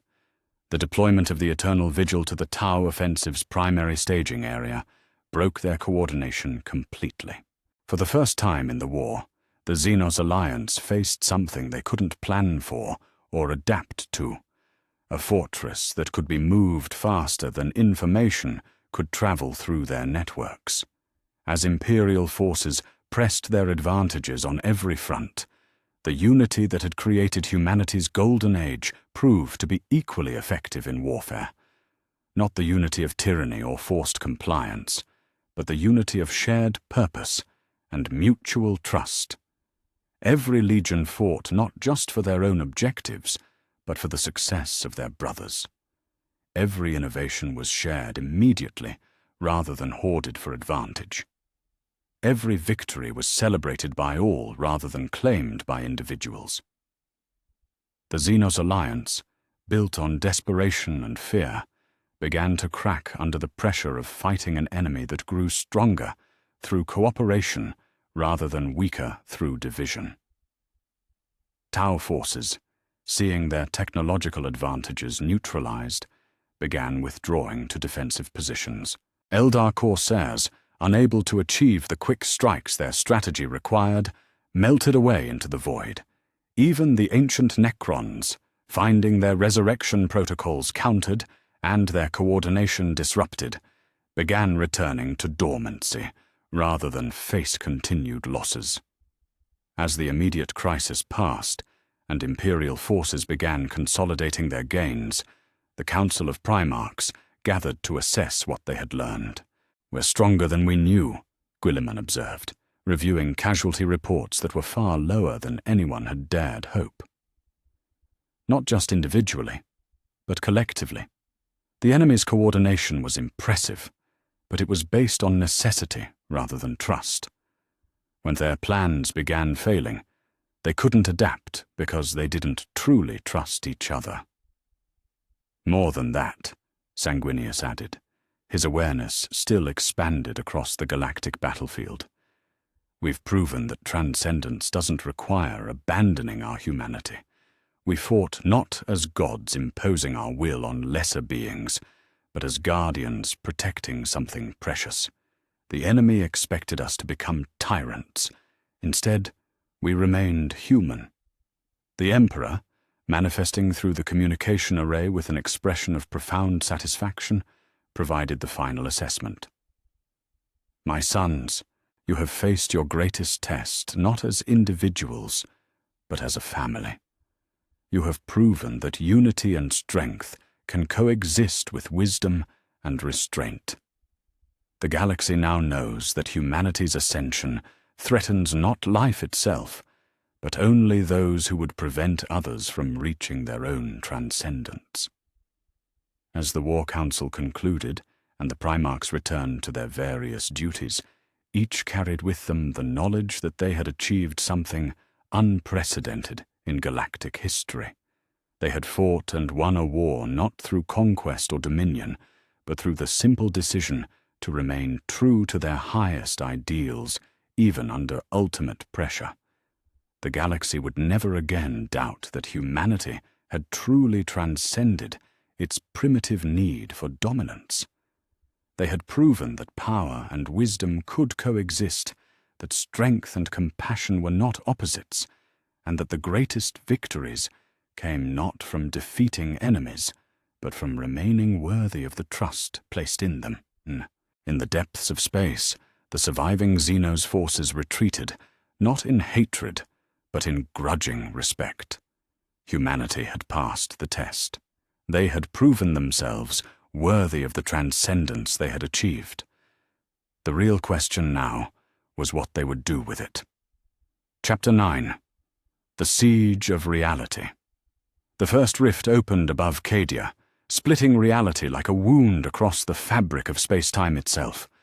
Where once the fortress world had stood guard against the eye of terror, now a chasm of pure warp energy vomited forth horrors that had waited millennia for this moment. But this was not a single breach. Across the galaxy, 17 more rifts tore open simultaneously, coordinated with a precision that spoke of desperate planning and absolute commitment. For the first time since their defeat at Colchis, the Chaos Gods were acting directly. "Emergency Council Convocation," Horus commanded, his voice cutting across all communication channels with the authority of absolute crisis. "All Primarchs, immediate response required. Priority Alpha Omega." Within minutes, the Chamber of Unity filled with figures both familiar and shocking. 18 Primarchs materialized through emergency webway portals, but they were not alone. 2 additional figures stepped from concealment fields that had hidden them for decades. The 2nd and 11th Primarchs, their existence a secret known only to the Emperor himself until this moment. The 2nd Primarch stood nearly 3 meters tall, his form wreathed in energies that made reality seem more solid in his presence. Where his brothers bore the marks of their individual specializations, he seemed to embody pure order, not the rigid inflexibility of dogma, but the flexible strength of fundamental law. His eyes held depths that spoke of constant vigilance against forces that existed beyond normal perception. The 11th Primarch was his perfect counterpart. Smaller, more agile, surrounded by shifting fields that made him difficult to focus on directly. Where his brother represented order, he embodied nullification, the active principle that could cancel corruption, negate influence, render void the very concept of spiritual contamination. "My sons," the Emperor said, materializing in the chamber with a presence so overwhelming that even the newly revealed Primarchs seemed diminished by comparison. "The final test has begun. Chaos has abandoned all subtlety, all patience, all hope of gradual corruption. They seek now to prevent humanity's transcendence through direct assault upon reality itself." The tactical displays that surrounded the chamber showed a galaxy in crisis. 17 major warp rifts disgorged demon legions onto key Imperial worlds. But these were not random targets. Every rift had opened at a critical junction in the webway network, threatening to corrupt the very foundation of humanity's new civilization. "They're trying to turn our greatest strength against us," Magnus observed. His psychic awareness extended across the dimensional barriers that separated real world from warp. The webway network that connects all human worlds. If they can corrupt it, they can poison every planet in the Imperium simultaneously. "The rifts are precisely placed," Guilliman added, his strategic mind parsing the enemy's plan with growing alarm. "Each one threatens multiple webway junctions. If even half of them succeed in establishing permanent footholds, the entire network could collapse." The 2nd Primarch spoke for the first time in decades, his voice carrying harmonics that seemed to strengthen the chamber's very foundations. "This is why we were held in reserve. The Emperor foresaw this moment, the time when chaos would make its final, desperate gambit. We are his weapons forged specifically for this battle." His brother nodded, reality seeming to blur slightly around him. "Order and negation, creation and nullification. Together, we represent the fundamental forces that can resist chaos even in its pure form. But we cannot do this alone." The Emperor stepped forward, and for the first time since the Council's formation, he addressed all 20 of his sons as equals. "What I ask of you now has never been attempted, not just by humanity, but by any species in the galaxy's history. I ask you to join your consciousness with mine, to become part of a psychic entity powerful enough to engage the Chaos Gods directly in their own realm." The silence that followed was profound. What he was describing went beyond military coordination, beyond even the unity they had achieved through their brotherhood. He was asking them to temporarily merge their very souls. "The risks?" Mortarion asked, his pragmatic nature demanding clarity even in crisis. "If we fail, humanity falls to chaos corruption within hours," the Emperor replied with terrible honesty. "If we succeed but the ritual damages our consciousness, some of us may not survive intact. And if we succeed completely—" He paused, and for a moment seemed to age before their eyes. "If we succeed completely, None of us will ever be quite the same again. We will have touched divinity, and divinity leaves its mark. Horus was the first to step forward. Father, you gave us life not for our own sake, but to serve humanity. If this is what humanity needs, then this is what we do. One by one his brothers followed. Gilliman, his analytical mind, having calculated the odds and found them acceptable. Vulcan, whose protective instincts demanded any sacrifice necessary to shield the innocent. Dawn, whose duty had never wavered in any trial. Magnus, whose understanding of psychic phenomena made him uniquely aware of both the dangers and the necessity. Even Ongren stepped forward, his surgically freed mind clear of artificial rage but filled with natural determination. We are stronger together than apart. We have proven this on every battlefield. Now we prove it on the ultimate battlefield. When all 20 Primarchs had committed themselves, the Emperor began the ritual that would forever change the nature of human consciousness. The Chamber of Unity became something more than physical space, a nexus point where 21 divine souls could merge into something greater than their sum. The sensation was indescribable. Each Primarch felt his individual consciousness expand, touching the minds of his brothers, feeling their thoughts and memories and dreams becoming part of his own.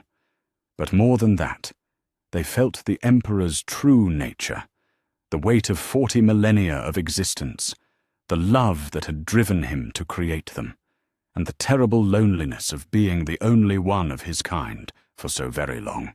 And then they were no longer 21 individuals. They were something new, a psychic entity of unprecedented power and perfect unity, capable of existing simultaneously in real space and the warp. Across the galaxy, the demon legions felt it first as a shift in the fundamental nature of reality, where once they had faced individual opponents, however powerful, now they confronted something that challenged their very existence. The combined will of the Emperor and his sons manifested as pure order, absolute negation of corruption, perfect unity of purpose.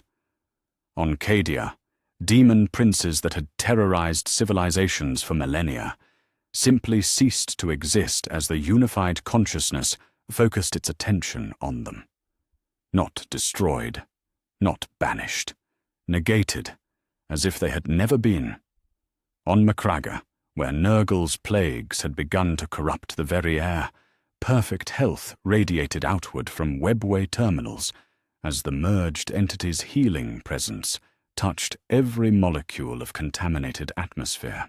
On Terra itself, where Tzeentchian sorcerers had attempted to corrupt the Golden Throne, their spells not only failed, but reversed, turning their own power against them in cascades of uncontrolled transformation. But the true battle was fought in the realm beyond physical reality, where the unified consciousness of humanity's greatest champions faced the Chaos Gods themselves in direct confrontation. The battle lasted both an eternity and an instant. In the warp, where time had no meaning, the merged entity of Emperor and Primarchs wrestled with forces that had existed since the first sentient being had felt anger, despair, ambition, or excess. They fought not with weapons or armies, but with pure will, order against chaos, unity against division, hope against despair. "You cannot win," Tzeentch screamed across dimensions that had no name. "We are eternal. We are inevitable. We are the nature of existence itself." "You are parasites," the unified consciousness replied, its voice harmonizing across 21 different aspects of human nobility. "You feed on weakness and division. But we are no longer weak. We are no longer divided. And we are no longer afraid." The battle's turning point came when the merged entity demonstrated something the Chaos Gods had never encountered: the willing sacrifice of power for principle. Rather than seize the opportunity to destroy their ancient enemies permanently, the consciousness chose restraint. They could have shattered the Chaos Gods, broken the warp itself, remade reality in their own image. Instead, they chose to simply drive them back, to establish boundaries, to create barriers that corruption could not cross. "We are not you," the entity declared, as it began to separate back into its component souls. "We do not seek dominion over all existence. We seek only the freedom to become what we choose to become, and that choice will never belong to you." As the ritual ended, and 21 consciousness returned to 21 bodies, the galaxy bore the marks of transformation. The warp rifts had not simply closed, they had been sealed with barriers of pure order that would persist for millennia. The demon legions had not simply been banished, they had been rendered incapable of manifesting in real space without invitation from willing servants. Most importantly, humanity itself had changed. The psychic unity achieved during the ritual had awakened something in every human soul connected to the Webway network. Not corruption, not domination, but simple awareness, the knowledge that they were part of something greater, connected to their fellows in ways that transcended mere physical proximity. "It is finished," the Emperor said, his voice carrying exhaustion, but also profound satisfaction. "Chaos will not be able to mount another assault like this for thousands of years, perhaps tens of thousands. And by then..." He looked at his sons, each bearing new awareness in their eyes, the memory of perfect unity, the knowledge of what they could become together. "By then humanity will be ready for whatever comes next." The second Primarch, his form still wreathed in stabilizing energies, nodded toward his brothers. "The galaxy has seen what unified will can achieve. No force of corruption, no matter how ancient or powerful, can stand against souls that choose to stand together." The 11th Primarch, reality bending slightly around his presence, added his own observation. "We have proven that transcendence does not require the abandonment of morality. Power does not demand corruption. Evolution does not necessitate the loss of what makes us human." As the council session concluded, and the Primarchs returned to their duties across the galaxy, now including two brothers whose existence had been humanity's greatest secret, each carried with them the knowledge that they had achieved something unprecedented in cosmic history. They had faced the ultimate corruption and chosen purity. They had held ultimate power and chosen restraint. They had touched divinity and remained human. In the depths of the warp, the Chaos Gods retreated to lick wounds that would take eons to heal. For the first time since their birth in the nightmares of the first sentient beings, they had encountered something truly their opposite. Not just order, but chosen order.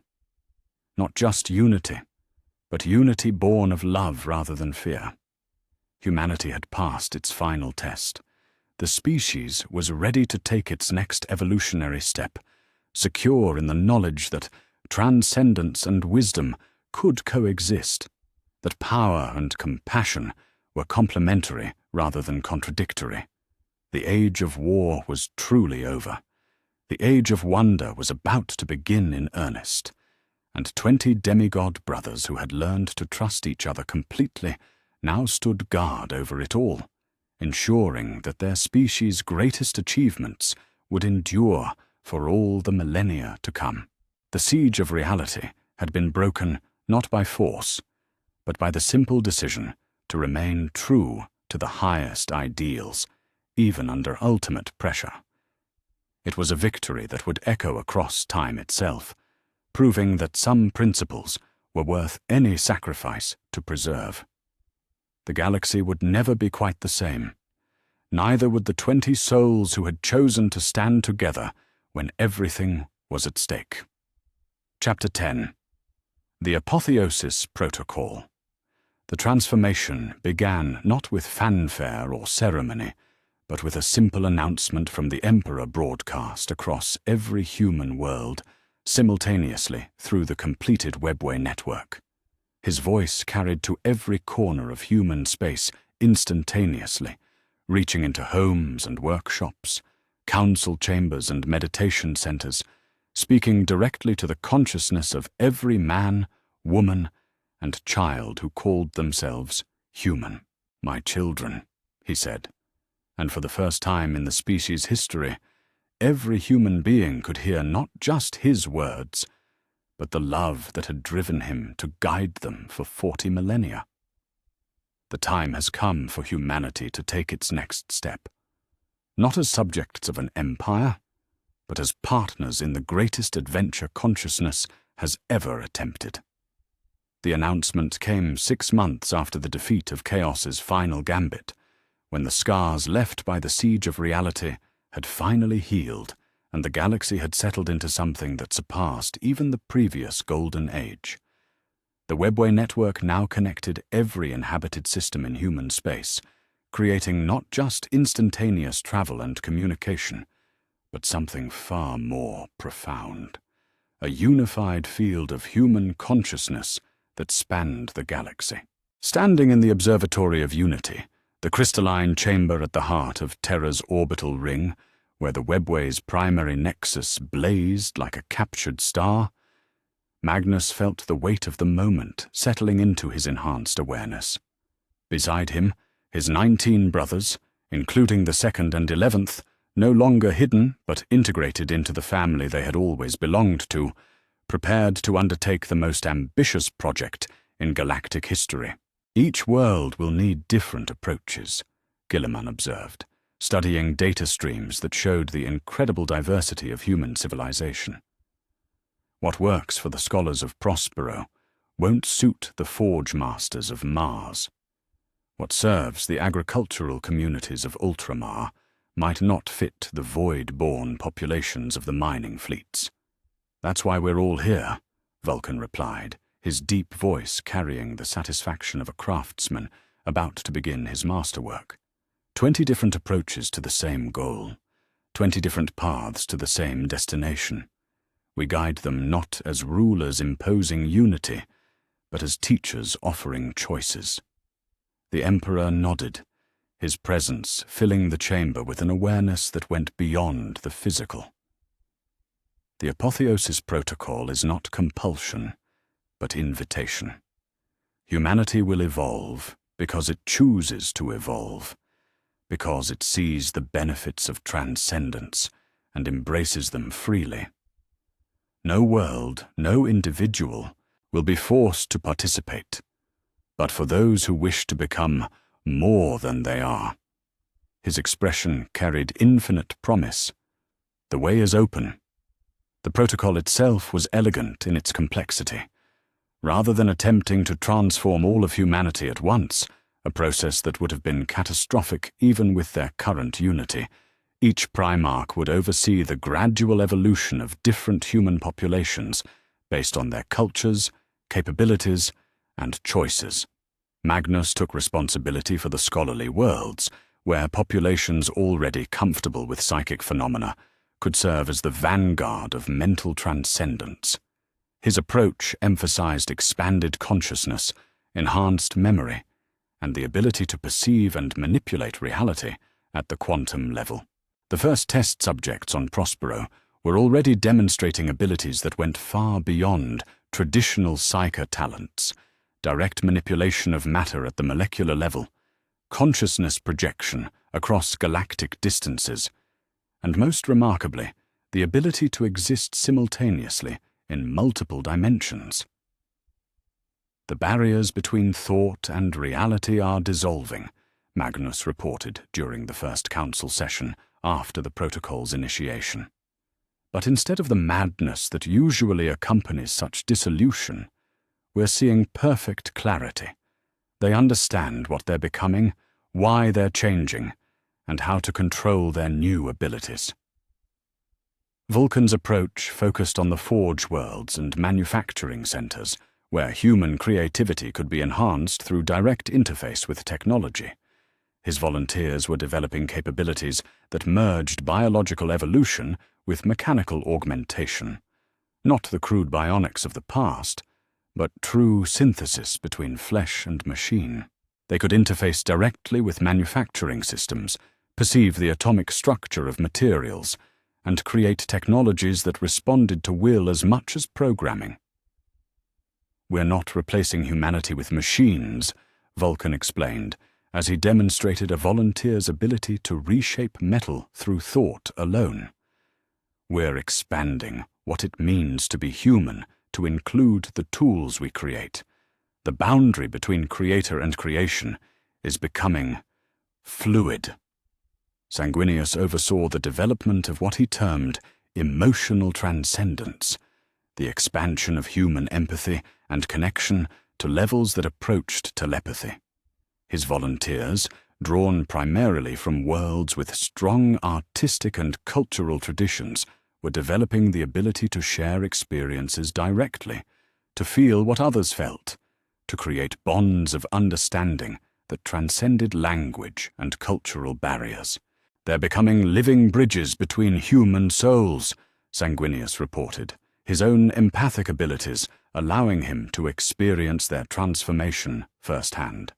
"Imagine a galaxy where misunderstanding is impossible, where every human being can truly know what it feels like to be any other human being.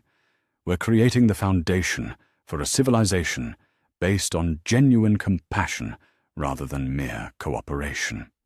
The most dramatic transformations were taking place under the guidance of the 2nd and 11th Primarchs, whose mysterious nature finally revealed itself as they worked with volunteers from worlds that had suffered the deepest chaos corruption.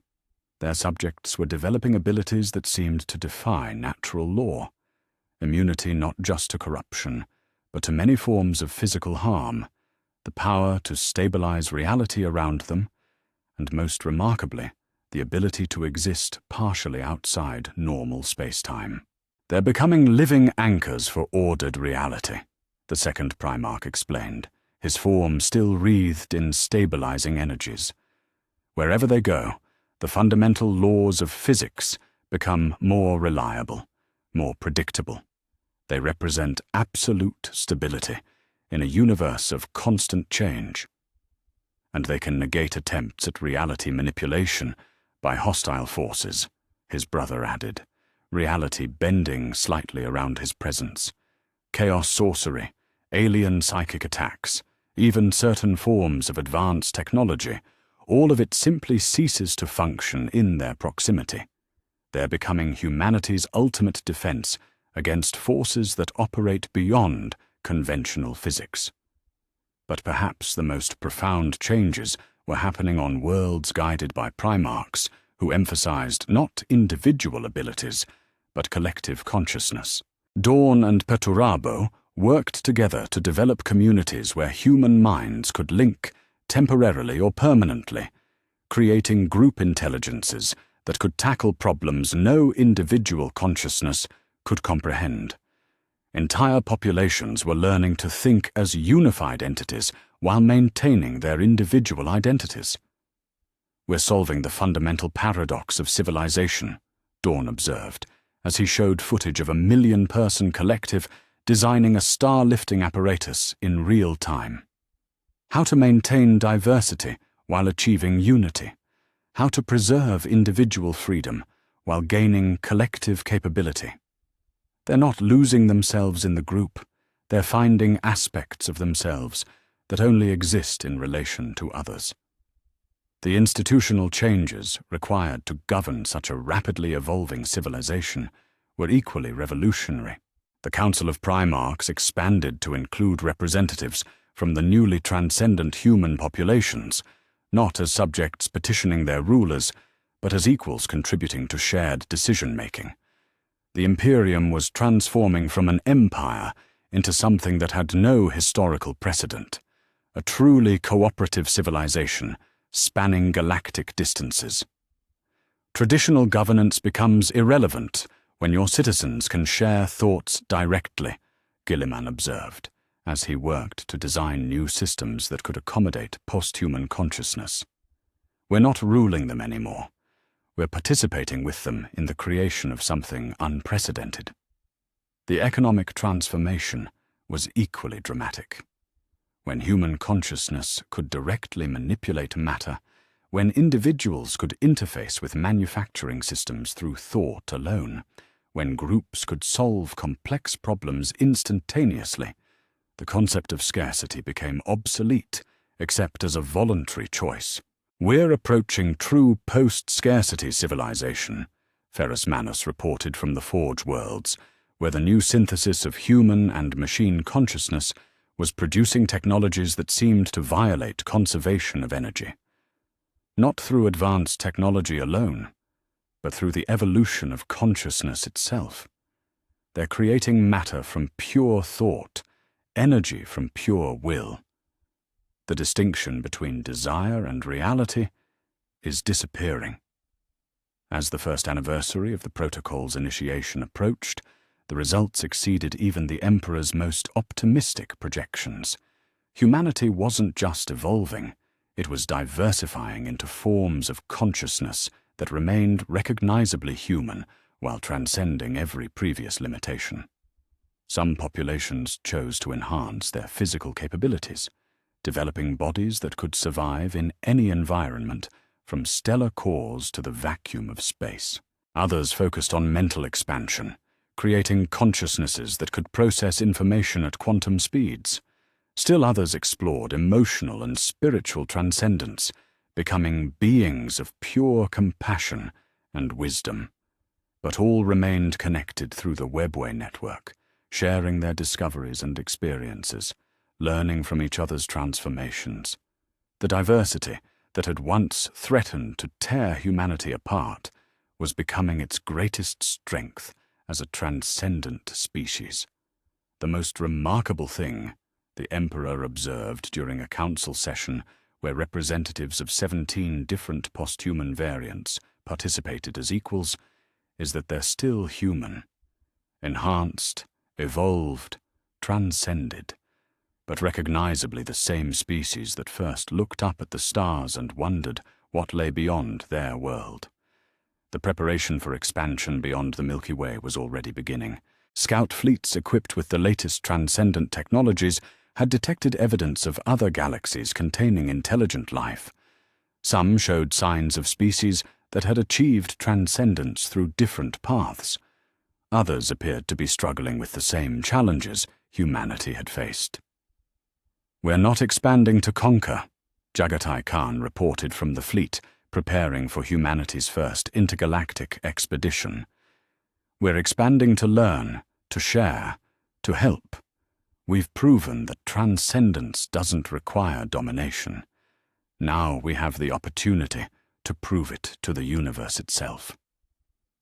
The Khan's words carried weight because they reflected a fundamental shift in human nature. The drives that had once led to conquest and exploitation had been transformed into curiosity and compassion. The power that could have made humanity into tyrants of the galaxy had instead made them into its gardeners.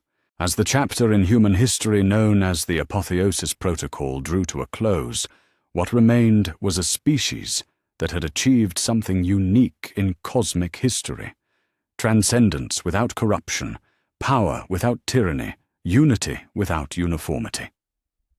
"We're ready," the Emperor declared, as he stood among his 20 sons and representatives of humanity's transcendent future. Not just for what lies beyond our galaxy, but for whatever challenges existence itself might offer. We've proven that consciousness can evolve without losing its essential nature. Now we discover what that means for the universe as a whole. Behind him, the webway network pulsed with the combined consciousness of billions of transcendent humans, each one unique, all of them connected, ready to carry the light of evolved consciousness to whatever darkness might await among the stars. The age of humanity was ending. The age of something far greater was about to begin, and 20 brothers who had learned to trust each other completely stood ready to guide their species into whatever wonders the infinite cosmos might hold. The galaxy had never seen anything like it. The universe was about to discover whether it was ready for what humanity had become. Chapter 11. The New Imperium. The announcement came not from a throne or a podium, but from a simple garden on Terra, where the Emperor had chosen to spend his days watching flowers bloom. The transmission reached every corner of human space simultaneously, carried through the webway network that now pulsed with the combined consciousness of billions of transcended beings. "My children," he said, and his voice carried the weight of 40,000 years of guardianship, finally setting down its burden. "You no longer need an emperor. You have become something far greater than any single ruler could guide. Today, I return to you the responsibility for your own destiny. Rule yourselves, protect each other, become the civilization you choose to be."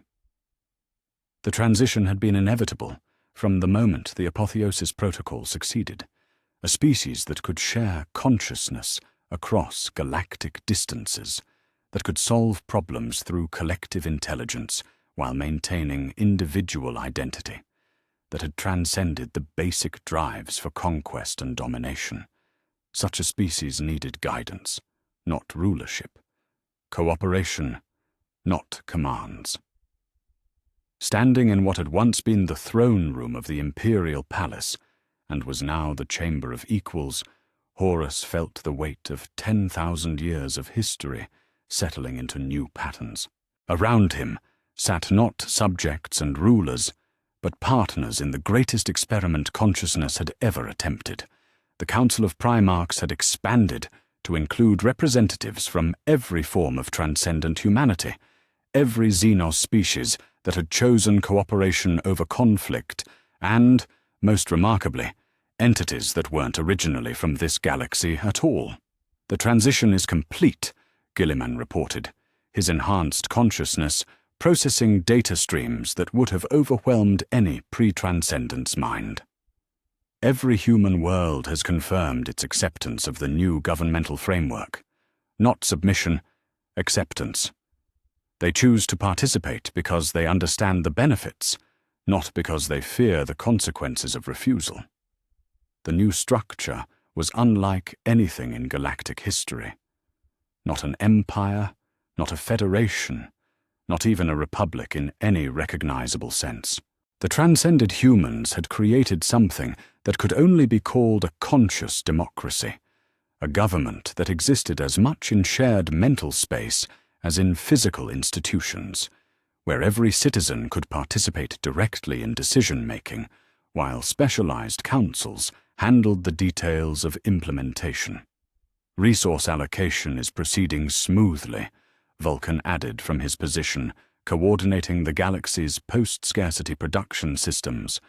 "When consciousness can directly manipulate matter and energy, traditional economics become obsolete. We're approaching pure gift economy. Create what is needed, share what is created, waste nothing that can be preserved or transformed."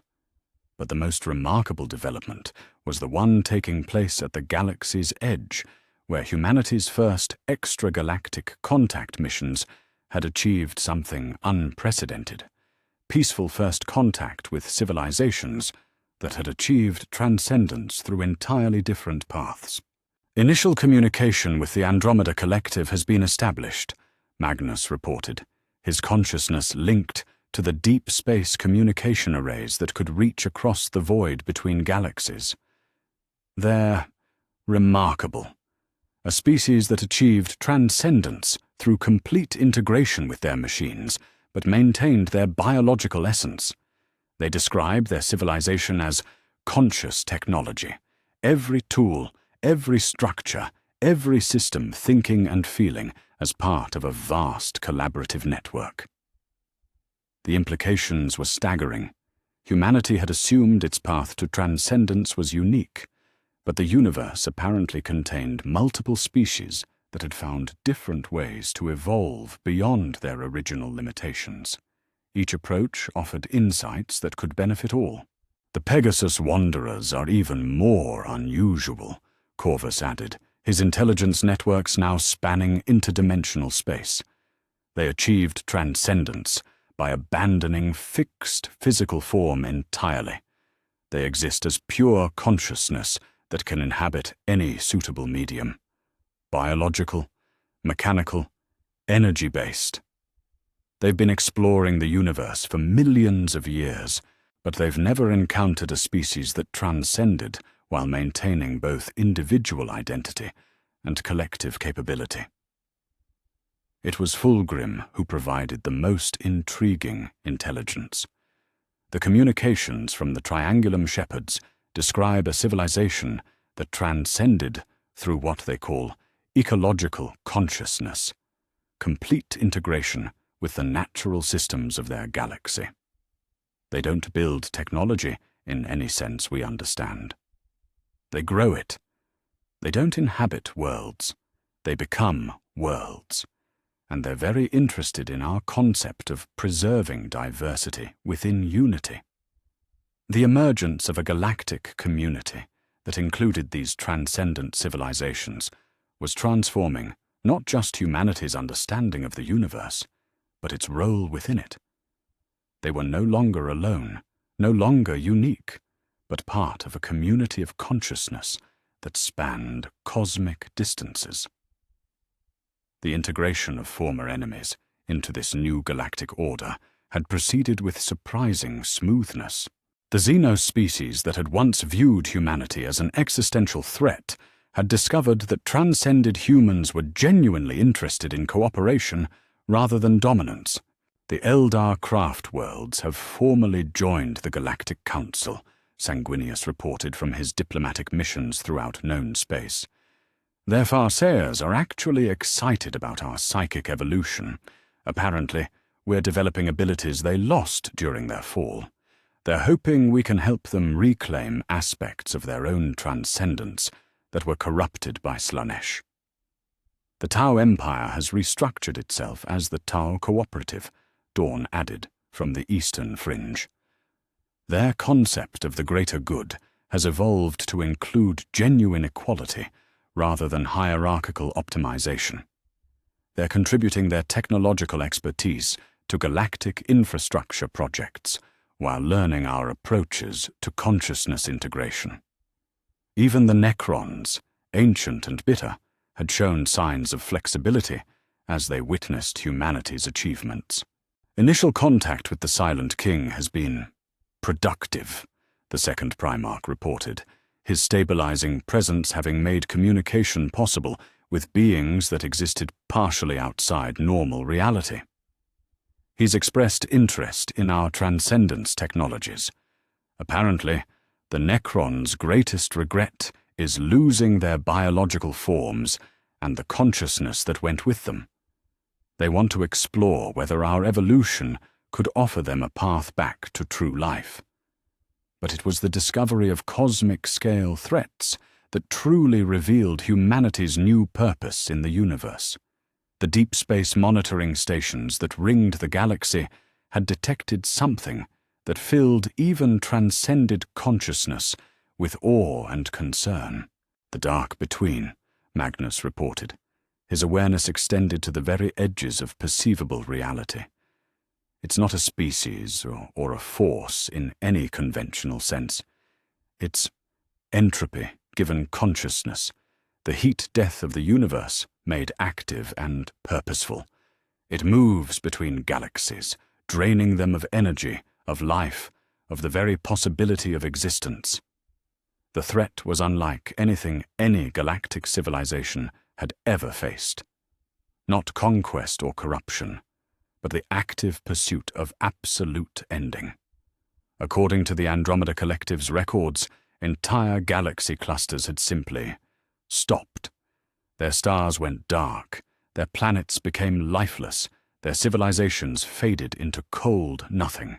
The Triangulum shepherds have been fighting it for eons, Ferrus Manus added, his mechanical consciousness interfacing directly with their crystalline communication matrices. They describe it as the universe's immune system responding to the infection of consciousness, as if existence itself was trying to return to a state of pure, undisturbed entropy.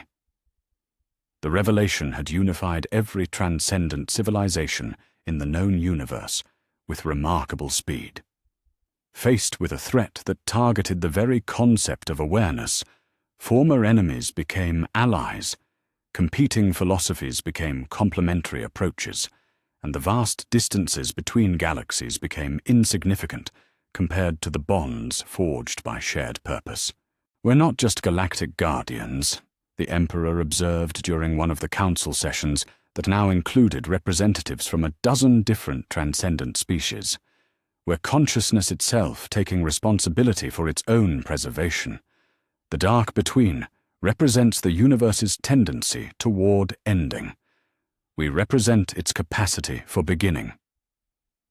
The preparation for this ultimate confrontation was unlike any military mobilization in galactic history.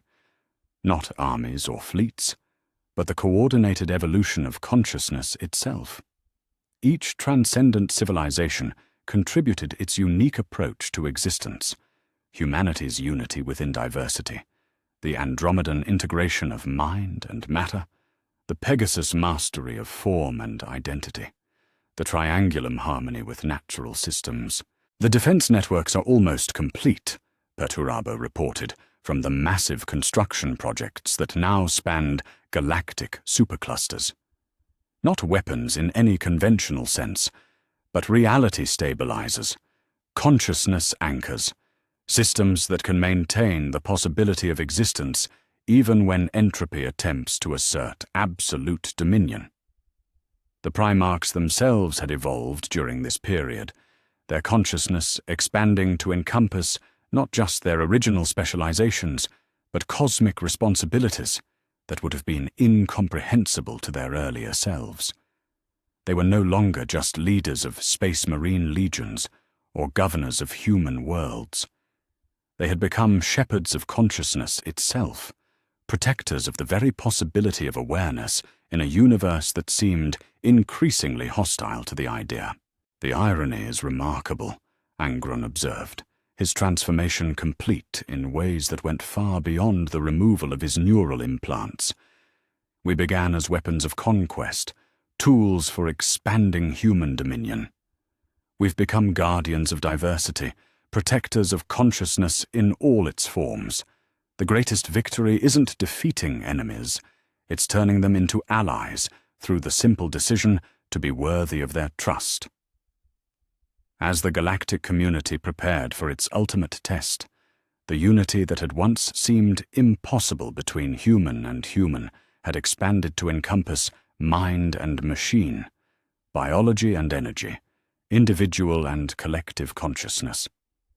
The Imperium, as it had once existed, was gone, replaced by something that could only be called the conscious community, a civilization that spanned galaxies and included every form of awareness that chose cooperation over competition. "We're ready," Horus declared, as he stood among beings that represented every form of transcendent consciousness in the known universe. Not just to defend our own existence, but to defend the very possibility of existence itself. We've learned that consciousness is not an accident of physics, but its greatest achievement. We've become worthy of that achievement. Now we prove it to the universe itself. Outside the Chamber of Equals, the galaxy hummed with purposeful activity as transcendent civilizations worked together on projects that spanned cosmic distances. The dark between was coming, but it would face something it had never encountered before. Consciousness that had learned to work together rather than against itself. Awareness that had chosen cooperation over competition. Life that had accepted responsibility for preserving life itself. The age of individual species competing for resources, was over. The age of consciousness itself, taking responsibility for the universe, had begun. And at its center stood 20 beings who had learned that the greatest strength came not from power over others, but from the decision to serve something greater than themselves. The universe was about to discover whether consciousness could overcome entropy itself. The answer would determine not just the fate of the galaxy, but the future of existence itself. Chapter 12. The Eternal Crusade. The discovery came not through astronomical observation or dimensional scanning, but through a pattern recognition algorithm developed by the combined consciousness of 17 transcendent civilizations. Deep in the archives of the Triangulum Shepherds, cross-referenced with data from the Andromedan Collective and enhanced by humanity's unique approach to unified analysis, a terrible truth emerged from the cosmic background radiation itself. The universe had a heartbeat, and it was slowing down. Standing in the Observatory of Infinities, a structure that existed simultaneously in 17 different galaxies, Magnus felt the weight of ultimate revelation settling into his transcended awareness. Around him, the greatest minds from every known civilization worked to comprehend data that challenged the fundamental assumptions of existence itself. The pattern repeats every 65 million years, he reported to the assembled Council of Consciousness, his voice carrying across dimensional barriers to reach every transcendent being in known space. A pulse of something, not energy, not matter, not even dark energy. Something that exists before physics, that shapes the very possibility of physical law. The triangulum entity, known as the world mind, pulsed with harmonics that translated as deep unease. Our archives record 17 such pulses. After each one, entire clusters of galaxies simply stop, not destroyed, not consumed. They cease to support the possibility of consciousness. Stars continue to burn, planets continue to orbit, but the spark that allows matter to organize into awareness dies. The implications were staggering. Not conquest or consumption, but the periodic sterilization of consciousness itself, as if the universe possessed an immune system that periodically purged itself of the infection of awareness, returning to a state of pure, unconscious matter following basic physical laws. We're approaching the 65th million-year mark, the Andromedan representative added, its machine consciousness interfacing directly with temporal measurement systems that spanned cosmic distances. According to our calculations, the next pulse will occur within standard cycles measured in thousands, rather than millions of years. In the Chamber of Equals on Terra, the Emperor stood among his 20 sons for what might be the last time in this form. His presence filled the space, not with authority, but with infinite sadness and profound determination. "This is why humanity was created," he said, his voice carrying the weight of 40,000 years of hidden purpose finally revealed. Not to rule the galaxy, not to conquer enemies, but to be gardeners of consciousness itself. Every choice, every sacrifice, every moment of growth has been preparation for this ultimate responsibility. Horus stepped forward, his understanding expanding to encompass the scope of what his father had always known. The Great Crusade, the unity we've achieved, the transcendence we've guided, it was all leading to this moment. The choice to remain loyal, rather than fall to chaos, Sanguinius added, his prophetic gifts finally showing him the true shape of destiny. Our decision to work together instead of fighting each other. The alliances we've built with former enemies. Every step has been preparing us to defend consciousness itself. The preparations that followed were unlike anything in the history of existence. Not the construction of weapons or fortifications, but the creation of something that could only be called consciousness stabilizers, structures that existed simultaneously in physical and psychic dimensions, designed to anchor the very possibility of awareness against forces that transcended normal reality. Each transcendent civilization contributed its unique understanding to the project. Humanity provided the template for unity within diversity, showing how different forms of consciousness could work together without losing their individual natures. The Andromedans contributed their mastery of machine-mind integration, creating systems that could think and feel at scales previously impossible. The Pegasus Wanderers shared their knowledge of consciousness that could exist in any medium, providing flexibility that static forms could never achieve. The Triangulum Shepherds offered perhaps the most crucial insight, the understanding that consciousness was not separate from the universe, but an essential part of its structure. Their ecological transcendence had revealed that awareness wasn't an accident of evolution, but a fundamental force of nature, as essential to cosmic function as gravity or electromagnetism. The pulse isn't external, the world mind explained, as the great work approached completion. It's the universe itself forgetting how to dream.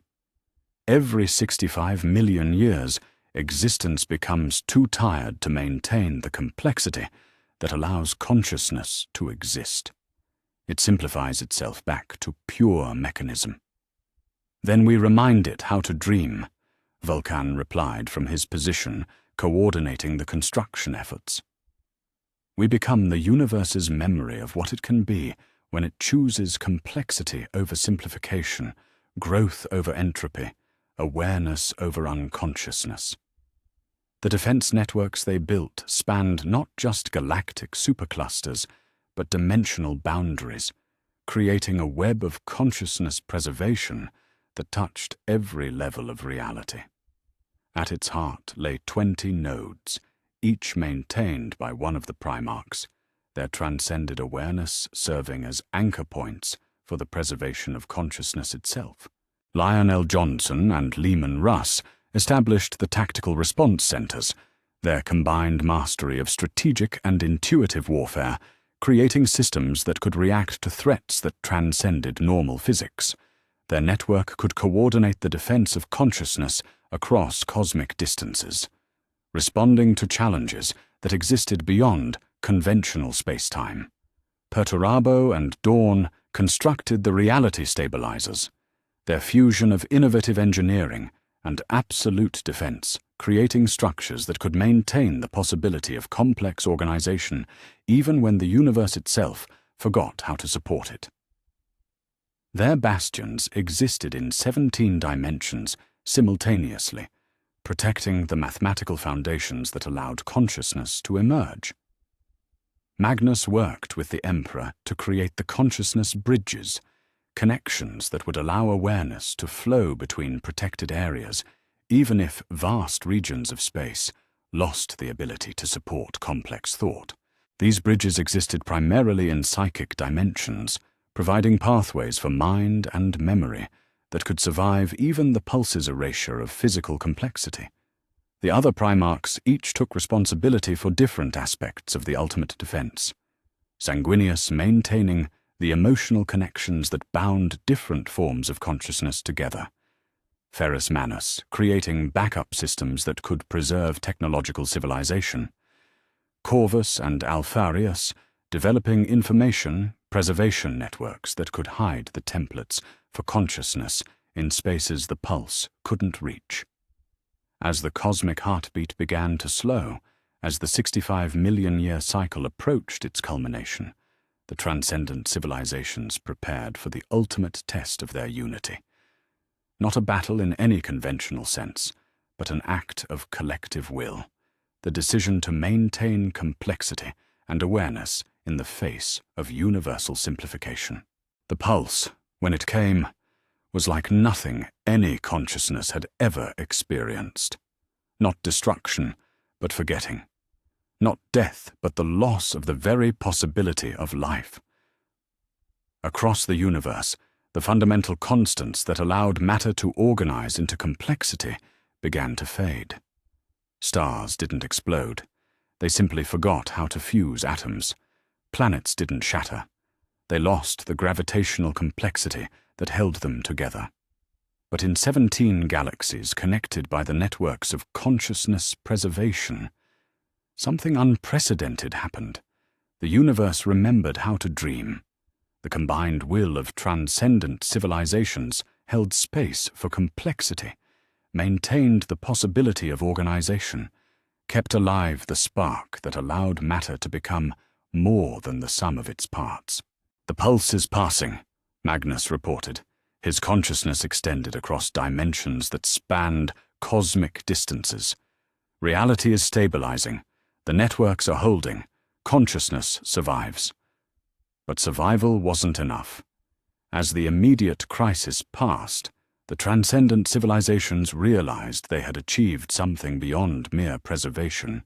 They had proven that consciousness could take responsibility for its own existence, that awareness could choose to persist rather than passively accept cycles of forgetting and remembering. "We've broken the pattern," the Emperor observed, his awareness encompassing not just the local galaxy, but the cosmic web itself. For the first time in the universe's history, consciousness has survived a pulse cycle. More than survived. It has begun to shape the cycle itself. The transformation that followed was cosmic in scope. Rather than simply defending consciousness from periodic purges, the transcendent civilizations began to actively nurture its development throughout the universe. They became gardeners on a scale that dwarfed previous imagination, cultivating awareness wherever it might arise, protecting young civilizations from the hazards of transcendence, and preparing the universe itself to support consciousness as a permanent rather than temporary phenomenon. Epilogue. 10,000 years hence. In a cathedral of light that existed simultaneously in every galaxy where consciousness had taken root, beings that had once been called Primarchs maintained their eternal watch. They were no longer quite the same entities that had fought on 100 battlefields or guided humanity through its transcendence. Time and responsibility had transformed them into something that could only be called shepherds of existence itself. Horus, who had once been war master of a great crusade, now coordinated the efforts of 1,000,000 transcendent civilizations across cosmic superclusters. His consciousness spanned distances that required new mathematics to describe, but his essential nature remained unchanged. The brother who held the family together, the leader who served rather than commanded. Magnus had become something approaching a god of knowledge, his awareness touching every library, every school, every moment when one consciousness learned something new. But he remained the scholar who had chosen wisdom over power, understanding over domination. Sanguinius existed now as pure connection, the emotional bond that held disparate forms of consciousness together across the vast emptiness between galaxies. His presence could be felt wherever beings chose love over fear, cooperation over competition, hope over despair. Each of his brothers had found their ultimate expression while remaining recognizably themselves.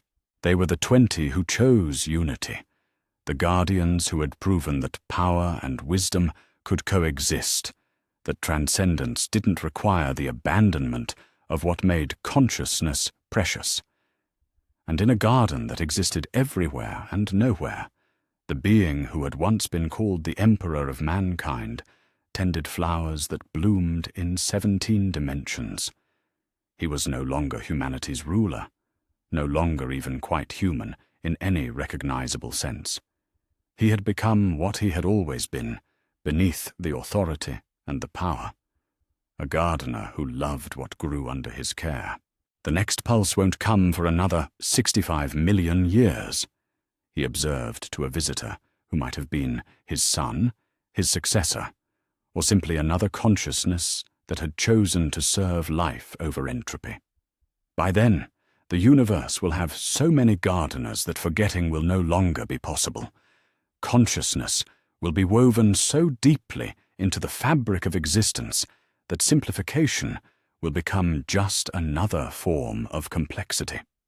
Around them, the garden bloomed with varieties of life that spanned every possible definition of the word. Some were biological, some mechanical, some pure energy, some forms of organization that had no names in any language.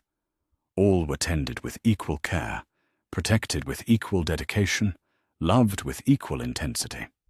The Great Crusade had indeed been completed, but it had become something far greater than its original architects had ever imagined. Not the conquest of territory, but the cultivation of possibility. Not the domination of enemies, but the transformation of the very concept of opposition into cooperation.